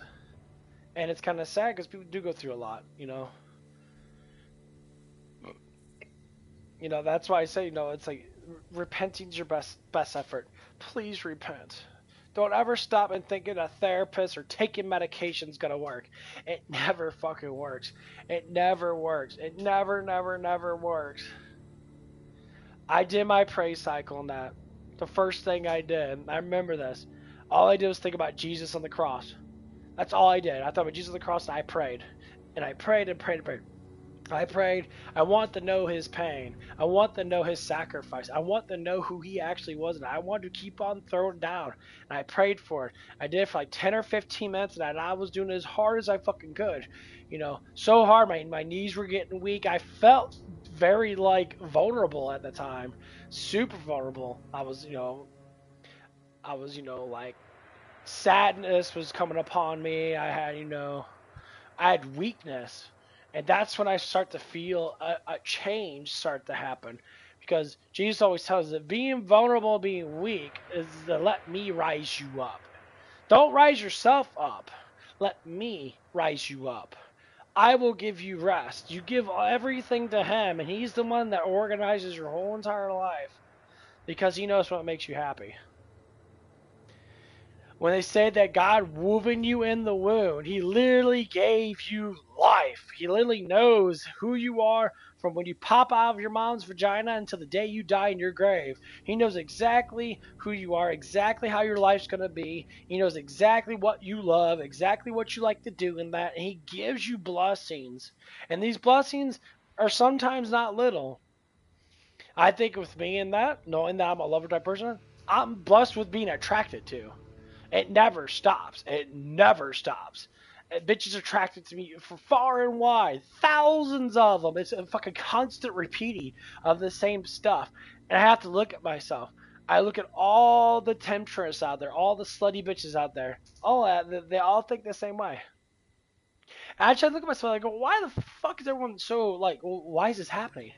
It's a blessing. It's kind of a fucked up blessing, no, I think. But it's a blessing. And, I always tell myself that. If I can meet a woman that's not a complete fucking whore, like I said before, and they have good traditional values in that, and they're like got like a pure way of living life, yeah, instantly I would probably marry that person. I probably think I want you, but if they're lying and making up shit because they want something out of it, which Jesus does talk about to stay away from these type of people and that, and that's what I've been dealing with. And it's sad, maybe because I'm stupid, possibility probably is. I'm a dumbass. I didn't know. But I know now. Well, anyway, so we're going back to this. So there's a lady at the condominium that she has a really like hot young daughter. Daughter's like I think she said she was 19 or almost 20. Super fucking gorgeous. I've seen her a couple times now. And my God, she's got an ass on her, and that she's blonde hair, very fucking beautiful. A little bit tall, like probably about 5'6", 5'7", I'm guessing. A gorgeous woman. And I ended up seeing her when I was walking into work and that, and I nodded at her. She gave me this big fucking smile on that. And then I turned around, and I looked at her like, damn, that's that one hot-ass chick that I know. I looked around, I turned around, I looked at the back end of her car, and she saw me stop. Because very obviously she was probably checking me out or whatever it is. She probably saw me stop, and I looked back, and I was like, oh, like, she's super gorgeous in that. I'm like, okay, so like, I know her mom. Despite the fact their mom's like in her 40s and that, but I'm like, you're in your 40s, honey. Like, no. I look at myself as being a 25-year-old base man. I seem older, yeah. I can say that I'm older, but most people won't ever guess it, And I'm just like, damn, like she's so beautiful now. Like, if this ain't a sign, then I don't know what is. But temptation's coming over me. I'm getting a little scared in that because I'm just like, okay, it's like I know her mom very well in that. Like, I would have to have the blessing of her parents because, despite the fact is, we do have an age difference in that. And I always put that in consideration, even though I really don't give a fuck. Because God doesn't care because a lot of people throughout history have dated really old people and that. And they cherish life together, and I think that's what it is. But they always think inside their minds that it's like, well, if I cherish life with you, like the first girl, that the girl from the car wash, and that she's like 21 turned 22, and well done. We talked about this stuff, and she's like, it's like, well, I just don't like dating older people and that because once I get your age, you're gonna be like 51 and that, then we can't do anything in that. I said, what do you mean you can't do anything? 50-year-old men are a lot different than 30-something-year-old women. 50-year-old men normally have money, their luxuries up, they have, they know their lifestyle, they keep on doing lifestyle, they're very enjoyable. Men always got excited these days. We don't just sit there and dramatize life and just complain about our workplace. And honestly, we can tend to grow past that. We're like, yeah. We do things we like to do. Like, I like psychology. I like talking about Jesus. I love that shit. I love it. Jesus is our God, and I trust in his word 100%. And I don't trust anybody else when they don't talk to them that way, because they're all a bunch of fucking idiots.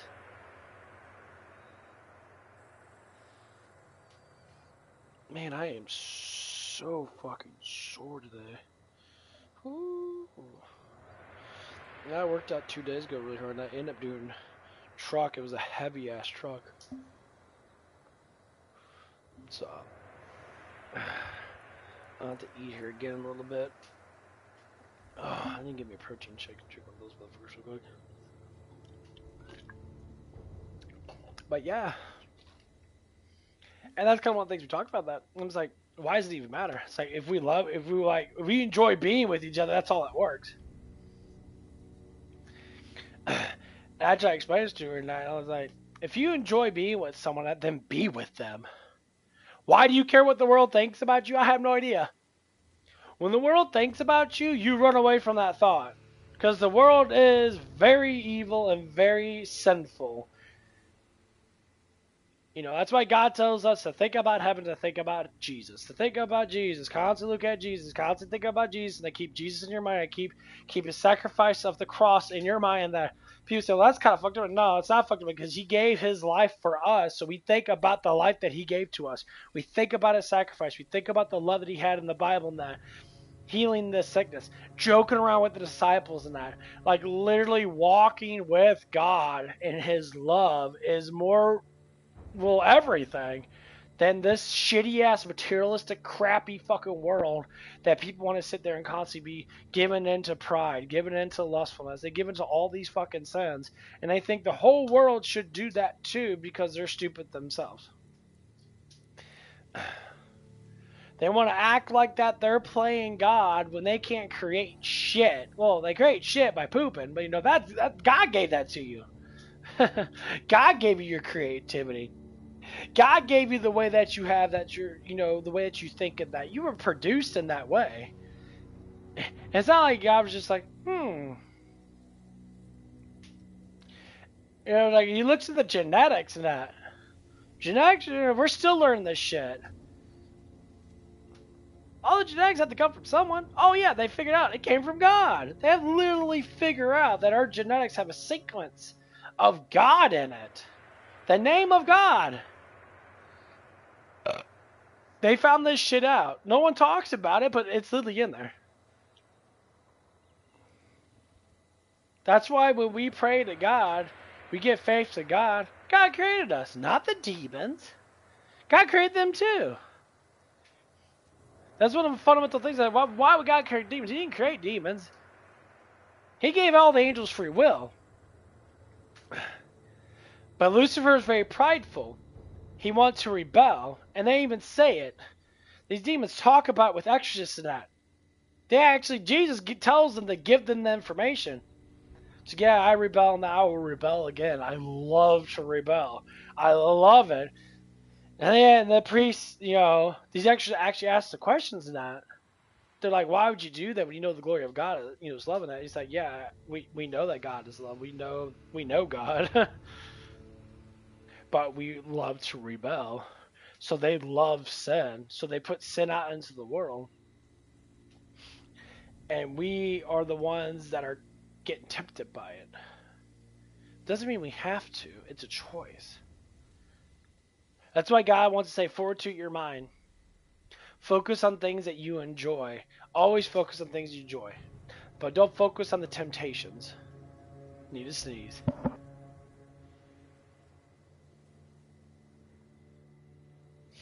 Ooh, a big ass sneeze. Because that's the whole fundamental of the structure of why the Bible talks to us. Why God's trying to talk to us in this specific way. He's trying to give us the actual... He's trying to give us exactly what he always gave the angels. Pure love. He gave it to us. He told all the angels of the heaven, this is made in my image. You shall respect them. You shall love them like I love you. And that's when it struck. Lucifer's like, but they're worthless. They're weak. And that's what it is. To God, everybody's weak. Just think about that. To God, everything's weak. He literally can speak things into existence. Just think about that. His word literally made everything.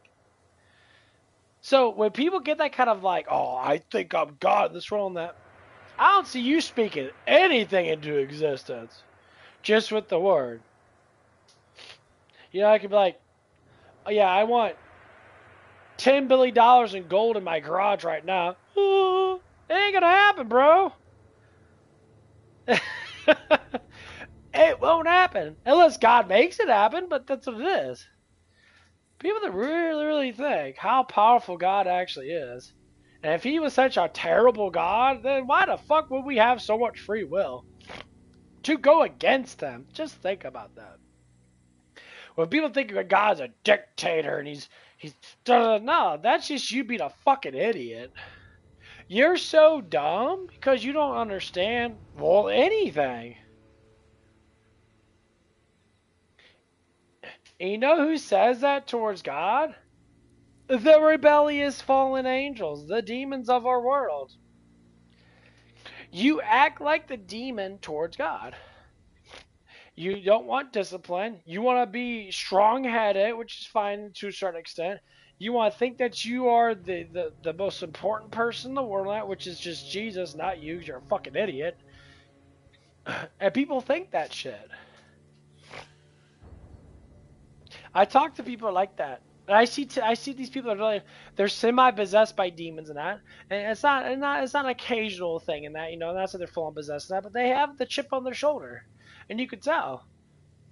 Immediately first things they do, they start to blame everybody else besides themselves. When they start alleviating and saying, you know, it's like, it's your fault that these things are happening. When you tell people that, they build up a fortitude of psychological fort. They build up a wall saying like, oh, maybe it was my fault. And then what happens is temptation sets in. This is where temptation sets in. When you start to realize that it's your fault, temptation sets in harder the next time. It sets in very hard.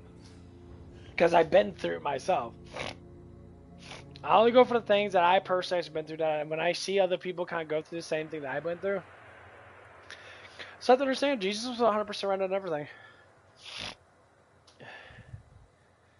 People despise it.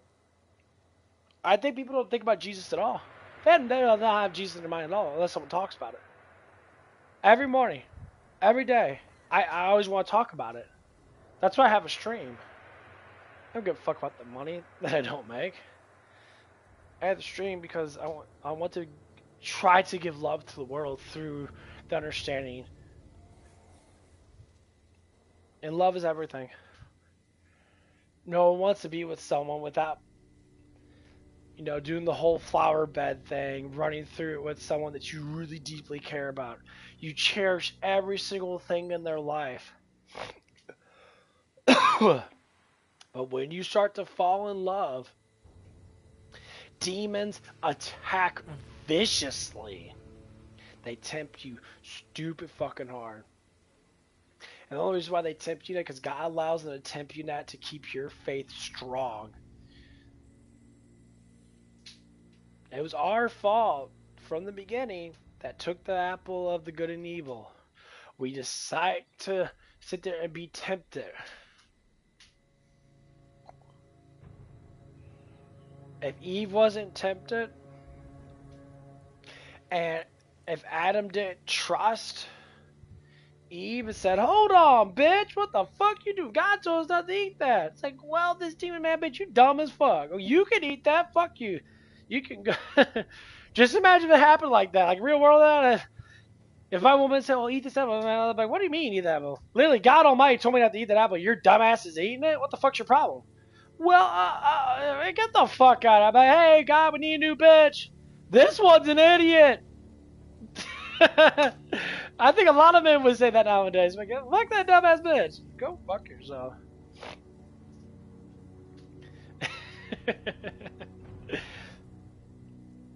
But the thing of it is, God didn't fuck up.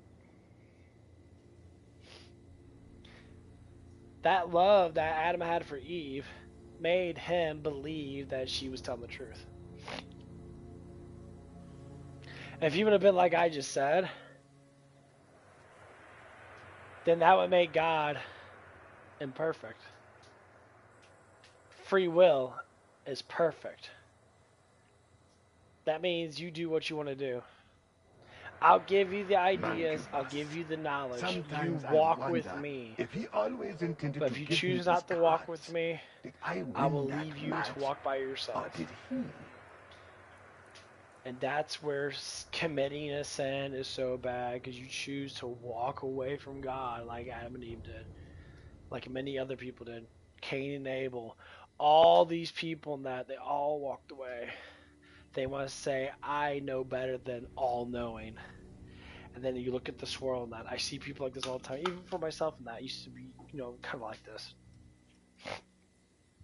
I see it now more than ever. Because they actually know the truth. And when I see people doing these things, I say, why do you do such things like that? Like, why do you get so angry at people that you don't have control over the way they talk? You don't have control over who they are in that. It's like, why do you want to control all these people in that when you can't even control your life? And they get fucking pissed, and they'll start saying specific things like, first off, say, like, what do you mean? I'm like, well, exactly what I just said. You know what I said, but you want to counter-react it by saying, what do you mean? Trying to act like it's a threat. No, it's not a threat. Because I'm not going to command you.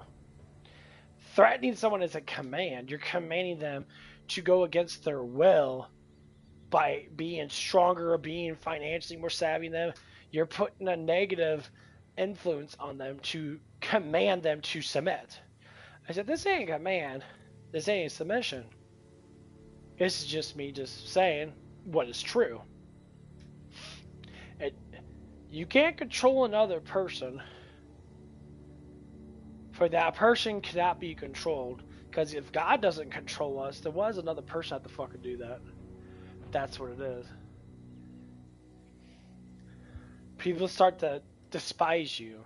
People start to hate you. They start to look at you like you're a fucking idiot. Because you can't control people. You can give out advice. But controlling us comes down to pride, because you want to think your will is God's will. And honestly, stuff I know now pisses me the fuck off to see people like that. I'll give you advice. I'll say, I say everybody, you go to Jesus for your own relationship. You go to Christ, you read the Bible and that. People can read the passages of the Bible and that to understand the glory that God's trying to give us. But that's your own journey. I'll be at arms with anyone that wants to go on the journey with me, yes. But your own relationship's your own relationship. Because you're different than me. We're not the same people. That's what it is. Jesus tells us to have a relationship with Him, to get to know Him. As the Son of God. It's not praying and demanding stuff of Him. Get a relationship with Him. Ask Him, hey, what do you like to do? You have conversations with them all day long. The inner wisdom comes in. People don't hear the voice of God because they don't have enough faith to understand that it's there. They don't believe in it. They're like, oh, well, God, not science.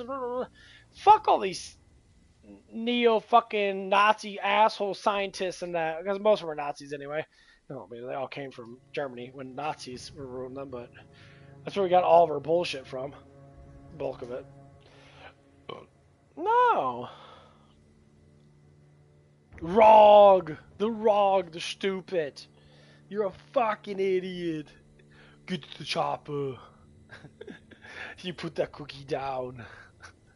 I love. Was it Jingle All the Way? The Arnold. He's gonna put the cookie down.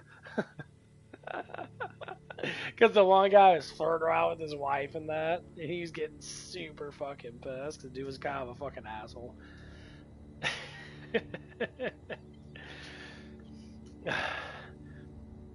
And like, you know, the more I think about this stuff, and I'm just like, you know, think about what I was saying with God, and I'm like, life's better for me. Because you know what it is? I stopped caring about the world. I said, hey, world, you can go sit on the fuck you want. I'm sitting there chillaxing in a beachfront with Jesus, cracking open a fucking cold one and just saying, you know, enjoying the world while it burns, you know? I'm only saying that because that's the honest truth. The world's slowly burning and all of humanity has to blame for it. I'm saying not everybody's like this, but no. But the Book of Humanity, you know, they fuck up so damn much that everybody else has got to, you know, deal with the tributes.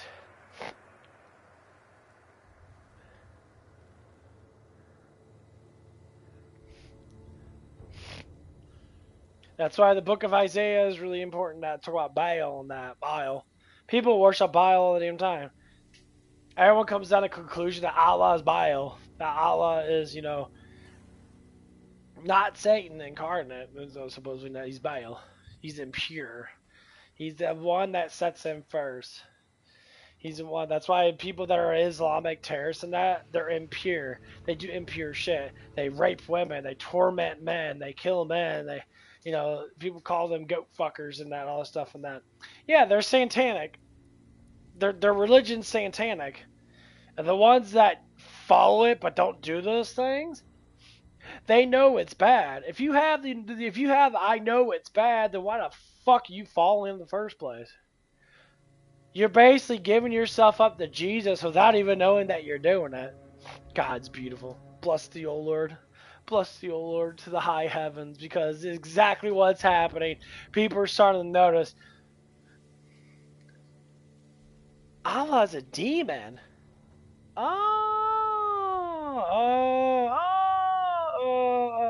We're all starting to notice this shit now. Because the funny thing is, like, you know, when Muhammad, which wasn't Muhammad, because Muhammad doesn't, he didn't know how to read and write, but the people that say, I talked with Muhammad now, they put it in there. They tell us they hate gay people. But I see a lot of gay Muslims. I see a lot of gay Muslims. Unfortunately, there's more than what I thought. A lot. And the Muslims that aren't gay are sitting there, they're very headstrong. They treat women like shit because they're like, women should be 100% submissive to man. Yeah, but when you're a twat waffle that fucks goats, bro, I'm not gonna lie. And you're fucking retarded in that. I mean, bless you. No, I hope you find your way to Jesus and that, but man, it's pretty bad, bro.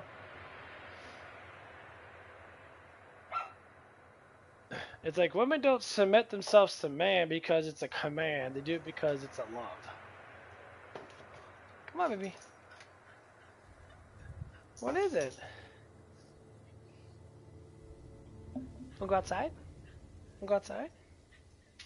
You wanna get the monkeys? Wanna get them? Get them, puppies. That's what God says when a woman submits. A woman submits because they know they need protection. A woman submits because they know it's easier for them to be taken care of. A man submits to a woman, not to a different degree, for protection. Because I'll tell you what, I already know how all you bitches are. If you got a strong-willed fucking man that commands you, does stuff and that, you would give all the pussy in the world to that man. You would feed him, you would drain his balls, you'd be loving with them every morning, you'd wake up with tits in their fucking face and that. It'd be a 24/7 boner fest. What you doing, puppy?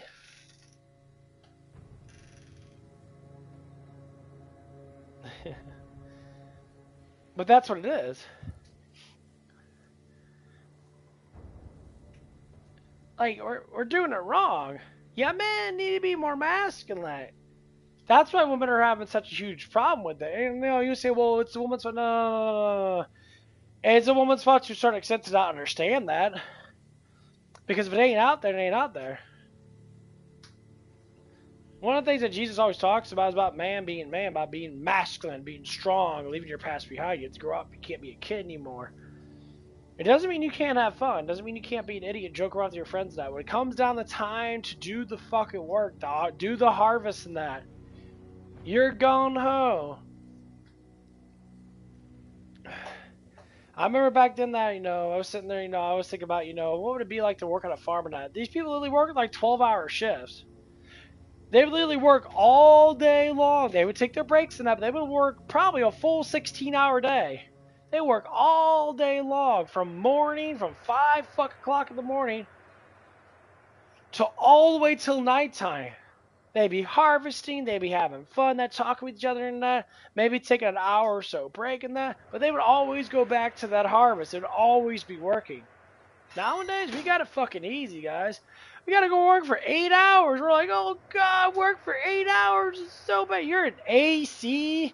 You get free food. If you work at fast food places, that motherfucker got luck. Motherfucker can't work 3 fucking hours. We're like, oh god, it's so bad. I just can't do it anymore. You wanna know why you can't do it? Because first off, you don't enjoy your job. I enjoy my job. I enjoy being with the people I'm with. I always have a good time at work. We have our bad times, yeah. I would tell people that. Just be positive. What's to be positive about? I don't know. You figure it out, motherfucker. It's your life. Figure out your own shit. Talk about shit. Until the tyrants and make it red. That sounds... Come on. Hi, Zoe. What are you guys doing? Did mommy and daddy leave you guys alone? Hi, puppies. What are you guys doing? What are you looking at, Zoe? Hi, Zoe. Are you going to go outside again? You better stay in that yard. Zoe, stay in that backyard, okay? No front yard. Stay in the back. Those two. Like when I was at my grandfather's farm and that, dude, I love working all day long. It was so beautiful that you're out in the hot sun and that. Being too comfortable makes you a fucking twat waffle. It literally does. You look at all these men that I work with, these motherfuckers. They're all twat waffles. They're like scared to fucking work hard. They're constantly emotionalizing and thinking about shit that doesn't even exist. They're worried about all these stupid things they shouldn't need to worry about. My God. They get mad because they have to work hard. And the famous thing they always like to say, I'm not getting paid enough for this shit. Motherfucker, you shouldn't get paid at all. If you did the job just to make food, just take home to your family to feed them for another day, for $0, motherfucker, you would work as hard as you can to bring that food back to your family. That's where masculinity has been lost. I work hard, not because of the money. The money has nothing to do with it. It never did. I work hard because I like working hard. Matter of fact, that's why people appreciate me at the job that I'm at, or at the other jobs I used to be at. Because I work fucking hard. I don't want to think people have to be like me. And one of the ladies at work, she kind of said that to one of the guys in that. She said, she's talking to one of the guys that work at that. We all been working together for a while now. But it was kind of funny that she actually did speak the truth. And she said, why don't you work like him? Me, for instance. And I told her, you don't want to work with me. I'm too focused on that. You don't want to be like me, bro. And he got fucking pissed because he knew it was right. She was like, I don't have to tell him shit. He just does it. You have to, command like a child. Yeah. And guess what happens? This woman's highly attracted to me. Hugely attracted to me.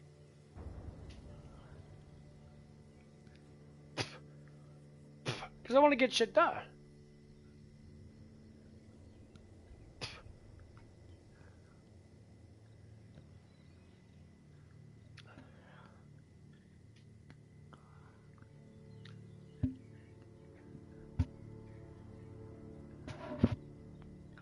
I was telling you, there's always shit to get done at work. Just do it.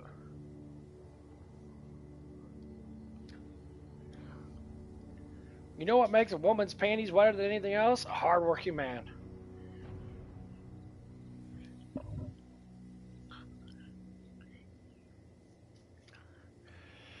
Because then that means that man's going to work hard for them. Women want life to be easier for them. Guys should want life to be harder for them. And this is where it comes down to the players. Players want life to be easy as fuck. They want to work hard when they want to. They don't want life to be too difficult. That's why they call players. They play all the damn time. I like working hard.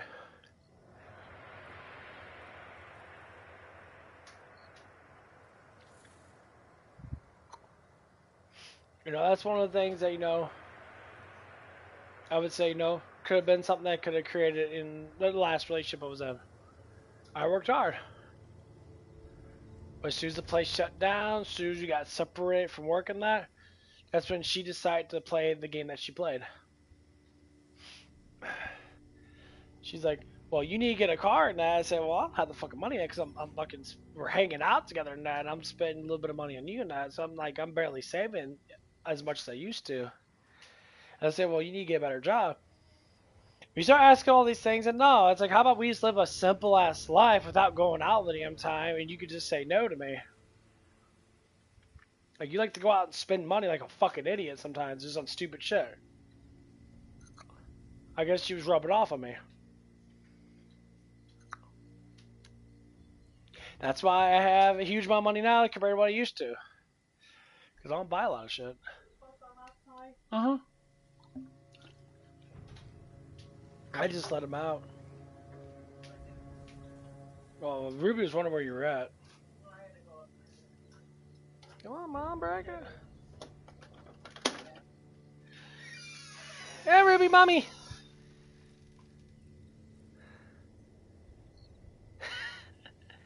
Well, go with her.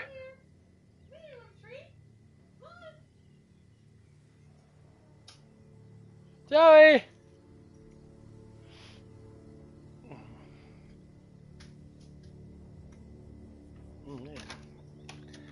Zoe. I know that. Bitch is in the front yard again.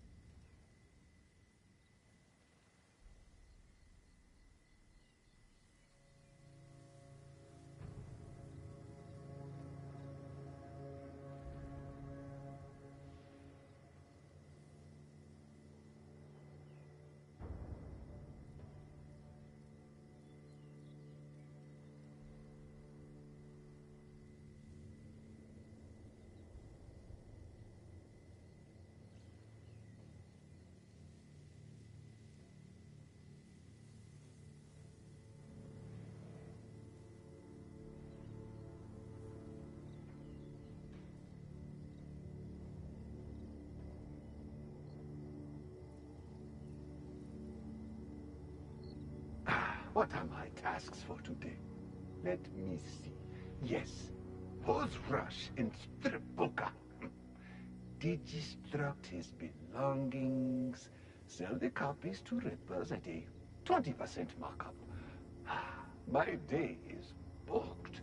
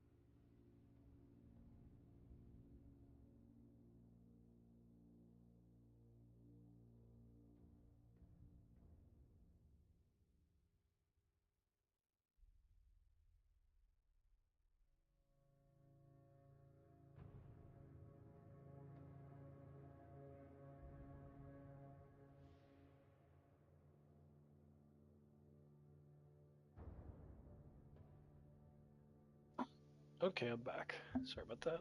I go take a deal. Oh.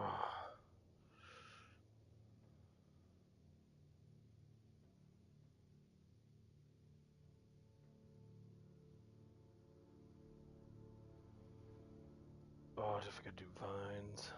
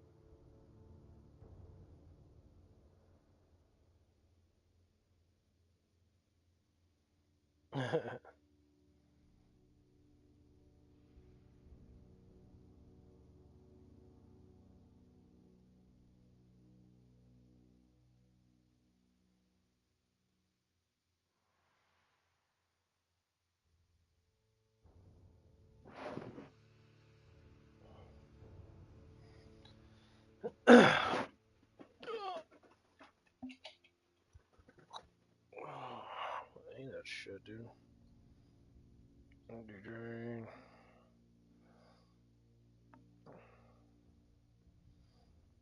Now I'm playing this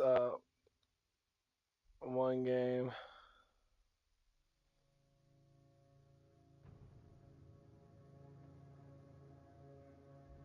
I have a bunch of voicemails.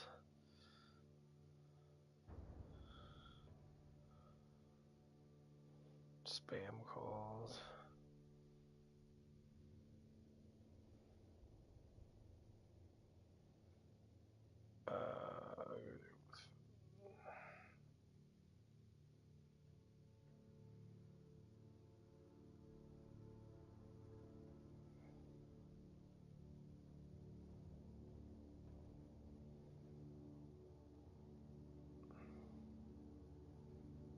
Get on my golem.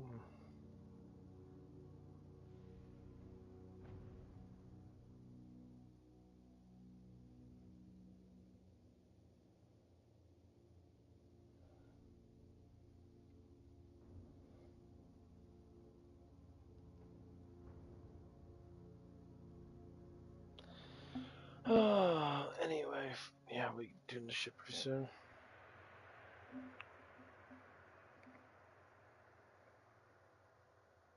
Nice.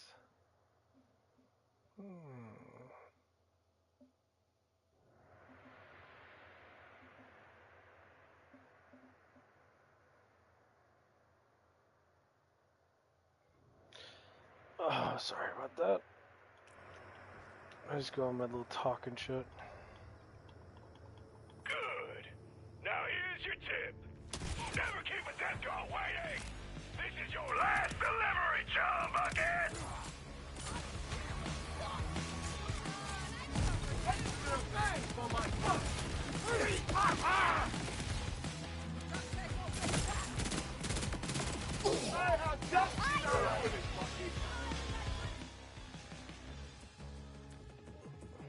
Got it.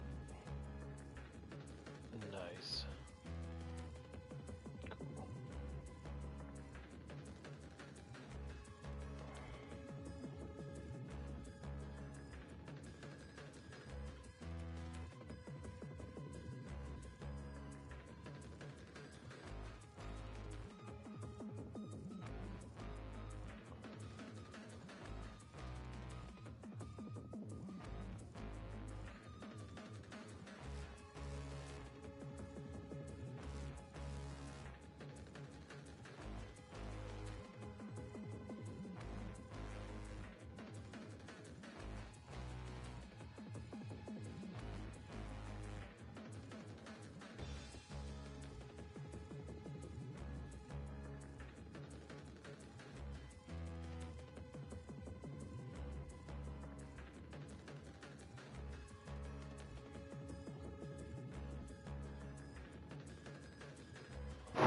Okay.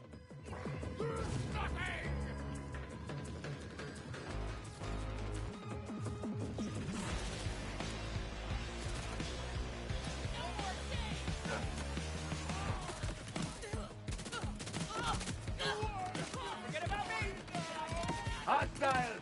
Let my bullets speak! Hey! Get me out of here before it's my turn!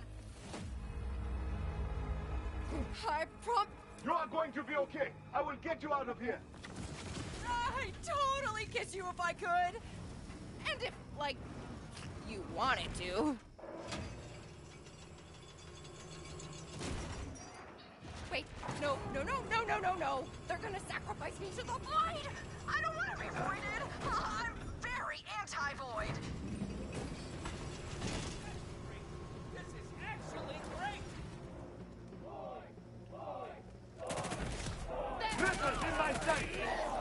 I never catch it down. Almost want to join in myself.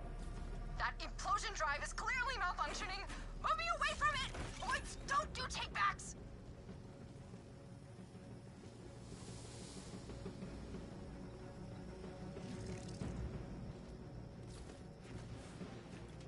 This crane operator is serious. A real credit to his profession. He didn't even take his 15-minute mandated break! It's not that I'm not curious about what being consumed by a void will feel like. I'd just rather it happen in another 50 years or so!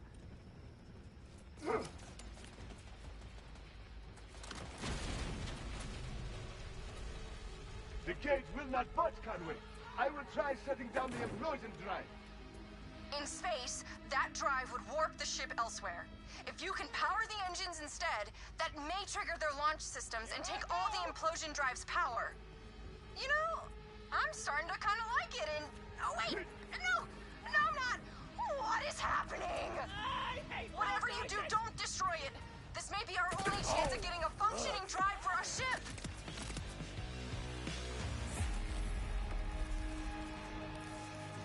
This would be way worse if I was scared of height. Both engines will need to be powered if we want to shut this void down.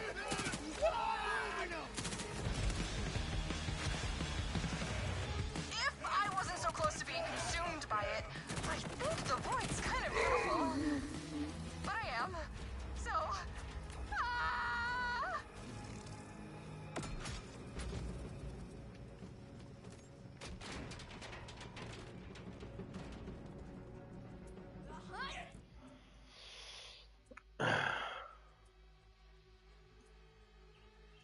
Cool.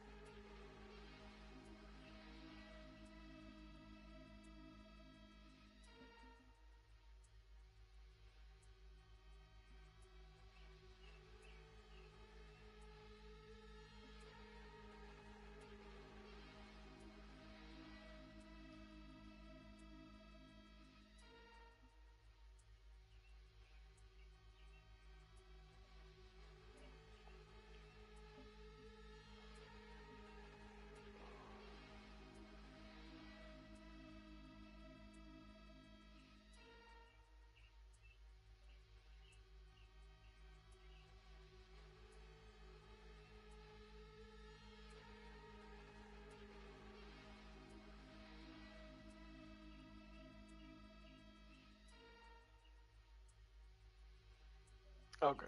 Yeah, no. Getting addicted to one of these like online free games. Well, it's not free.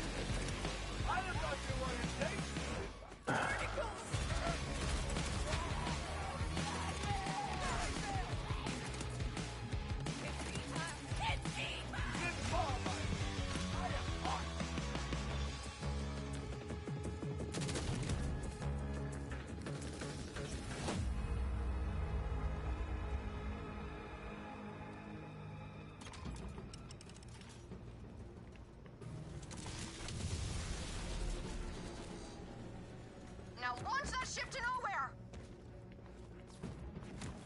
Fingers crossed this actually powers down the void instead of enveloping all of us immediately!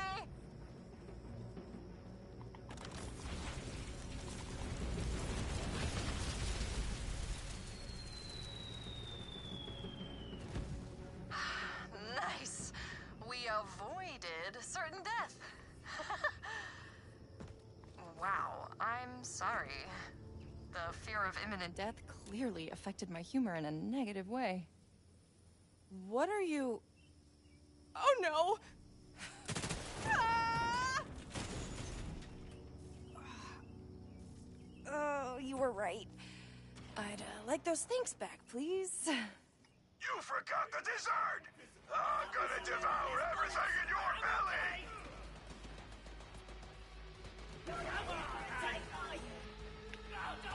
Watch yourself! This one's got a bomb! Sorry! I'll fight it half to make this fair!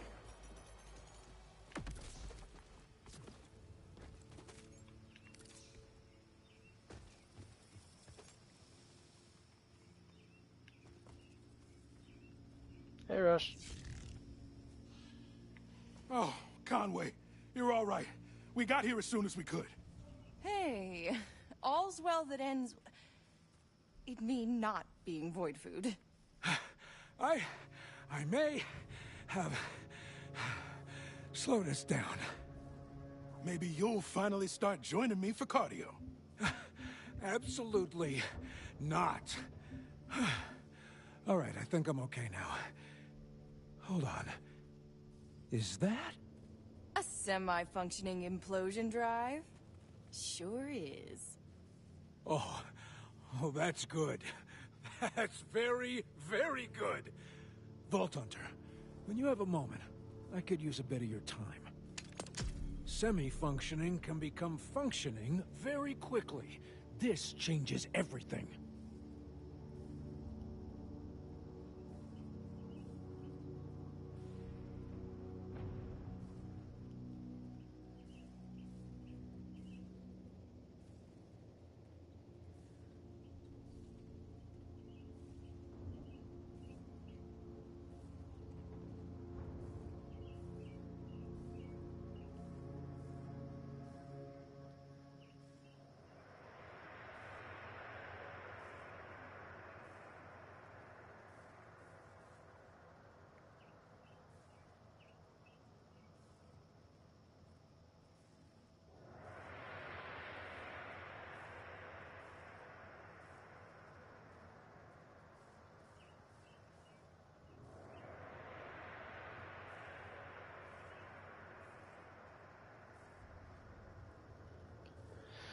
Okay. Mind assisting with the implosion drive? Mind assisting with the implosion drive? Some power coming up. No void better appear and take me into nothingness, though. I guarantee nothing. The drive is malfunctioning due to power flow issues. There's an ordered plant nearby that should be able to reset its electrical core. Conway and I can transport it there and leave the order control to you. A real implosion drive. This is the most excited I've felt in maybe ever. Oh, you have clearly never experienced the thrill of a double or nothing bet when you are the one down. Perhaps I should detail my plan further. Don't worry, for your sake, I'll do so in layman's terms. Why use this layman guy's words instead of your own? Rush, I don't really know how to respond to that. He thinks you're serious. What was that? Nothing. Please, continue about this Mr. Layman and your obvious reverence for his terms. Right. Well, the implosion drive is damaged, but as with a human heart, we can use the facility's generator to, let's say, jumpstart it back into sync. Oh, sure. I love hearing jumpstart and implosion in the same sentence. It just sounds safe. I know. But we have to try. He's right. A functioning implosion drive massively increases our odds of survival. Not to mention, this plan only has a small chance of causing the planet to collapse all of its mass into an object the size of a blueberry. But no more than, say, 40%. Well, seems like you've got this handled, so I'll start prepping the ship for the drive's installation. Good luck.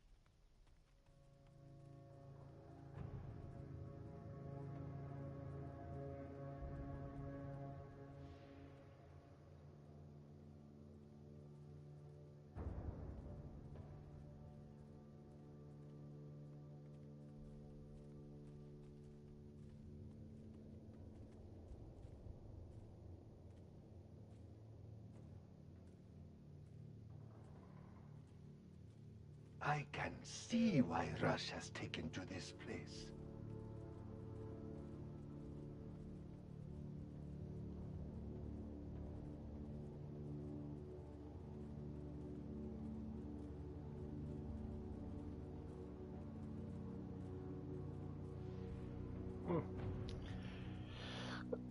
Okay, let's go.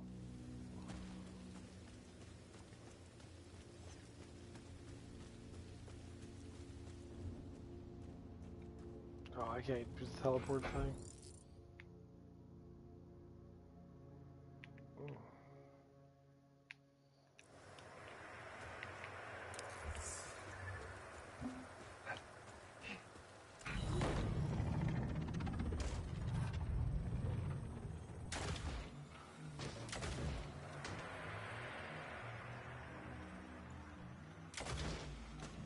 The new record!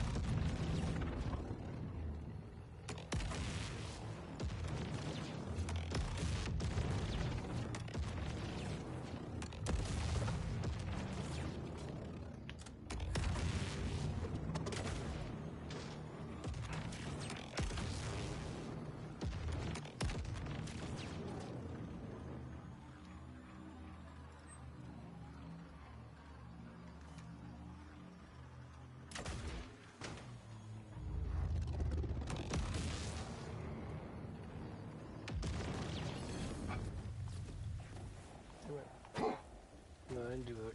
Fire for the battle! Get rolling.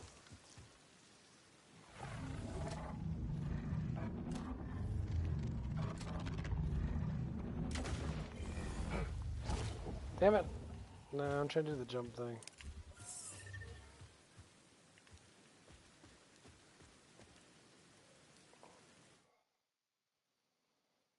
Why does it have me go around? That's fucking retarded.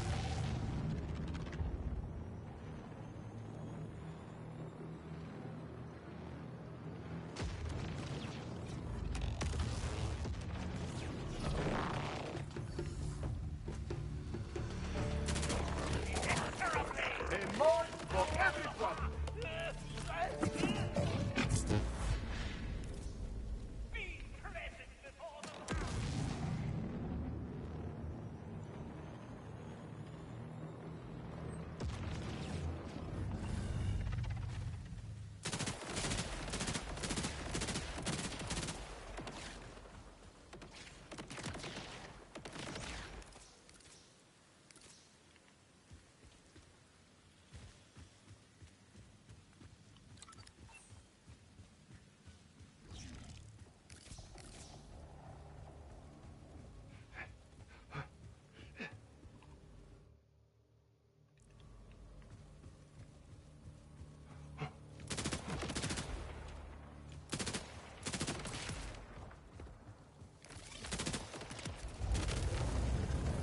I have trained on grunts like you for years.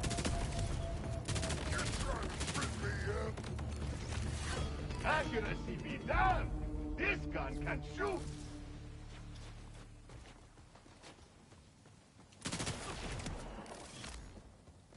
It was rigged from the start! It's rigged from the start.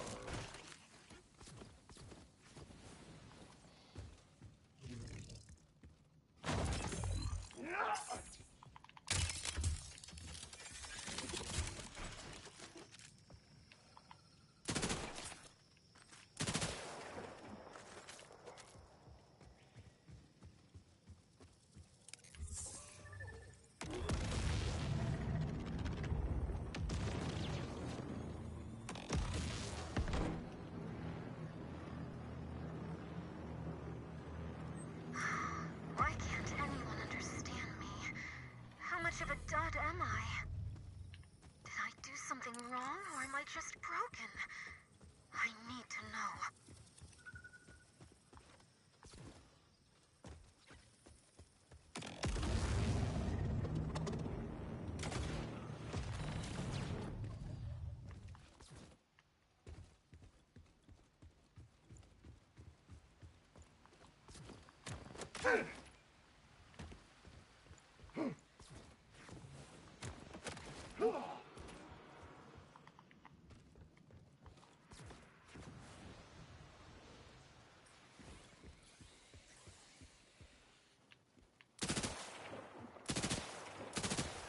Oh, you are as nasty as you seem.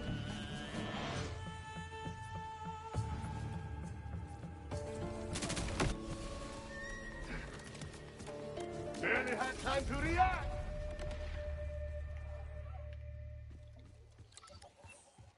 I just don't fucking take it, man.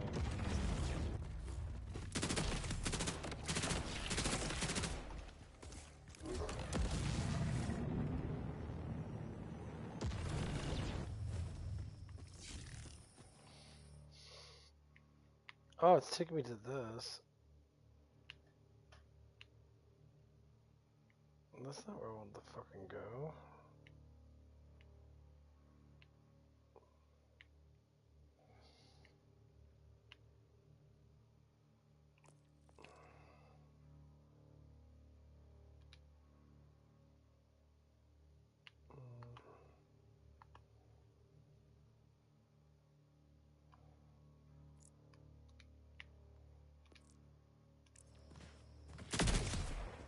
Another fight goes my way.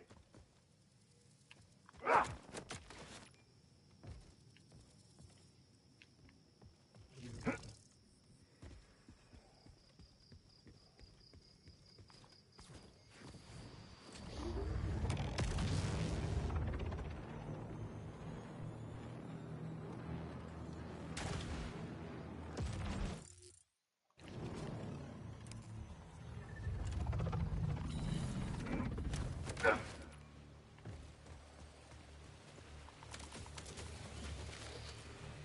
Okay.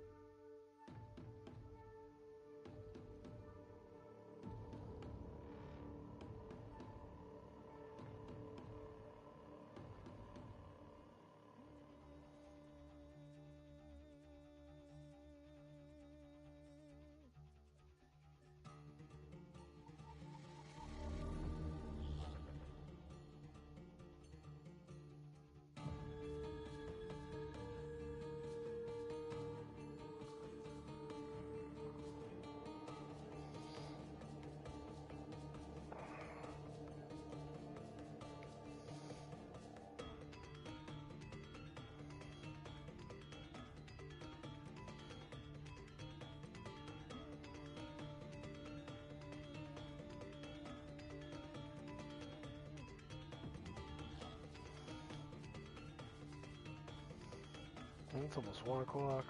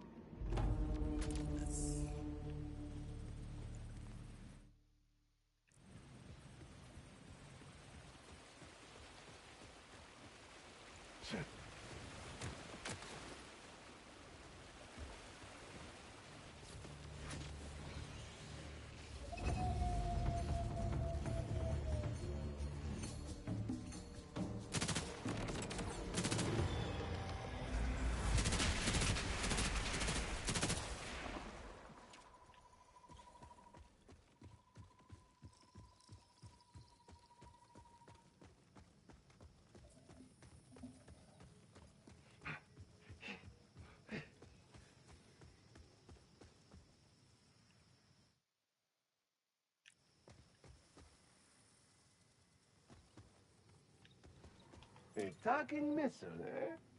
Sentient metal to sentient metal. I will do whatever I can to help you. Wait, you can understand me?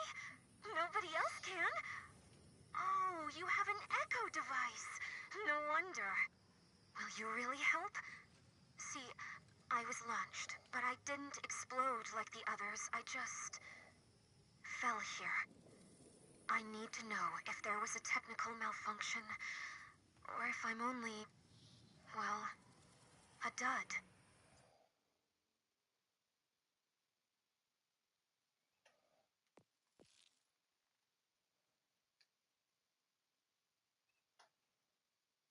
Oh, this is what I need to do. I understand where you are coming from, but are you sure you want to explode here? Seems dangerous. Oh, I'd never want to hurt the nice people here. We can try rebuilding me somewhere safe. Start with the launch system. I think the vendor here has a spare. I can't express how nice it is to truly talk to someone. It's been lonely.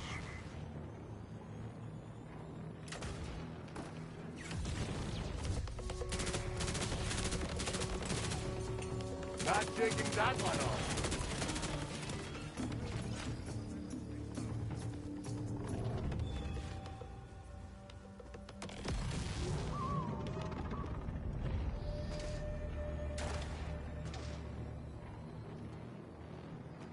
Hope you're close, because we've got ourselves a little point of order. These lunatics are firing at an incredibly unstable implosion drive capable of blueberrying us all. Calling it a little point does not describe the situation accurately. Hunter, find us while I explain to Just in time. Now let's get rid of these order pests.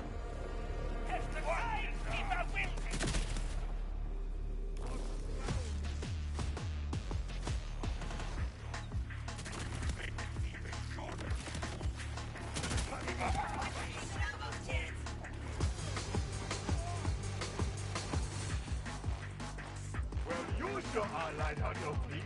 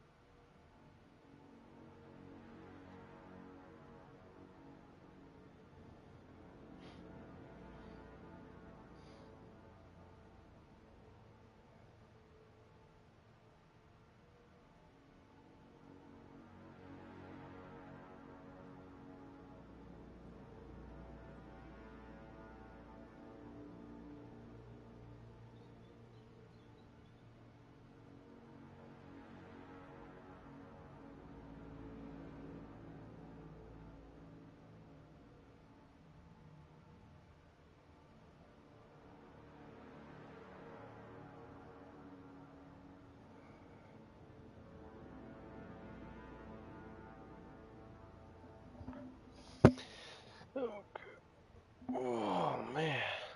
Yeah, my PlayStation's on. It's getting hot as fucking here. Thankfully, the implosion drive is intact, but it still needs protection, or else... Kairos becomes a blueberry pancake. Do not worry, I have got this.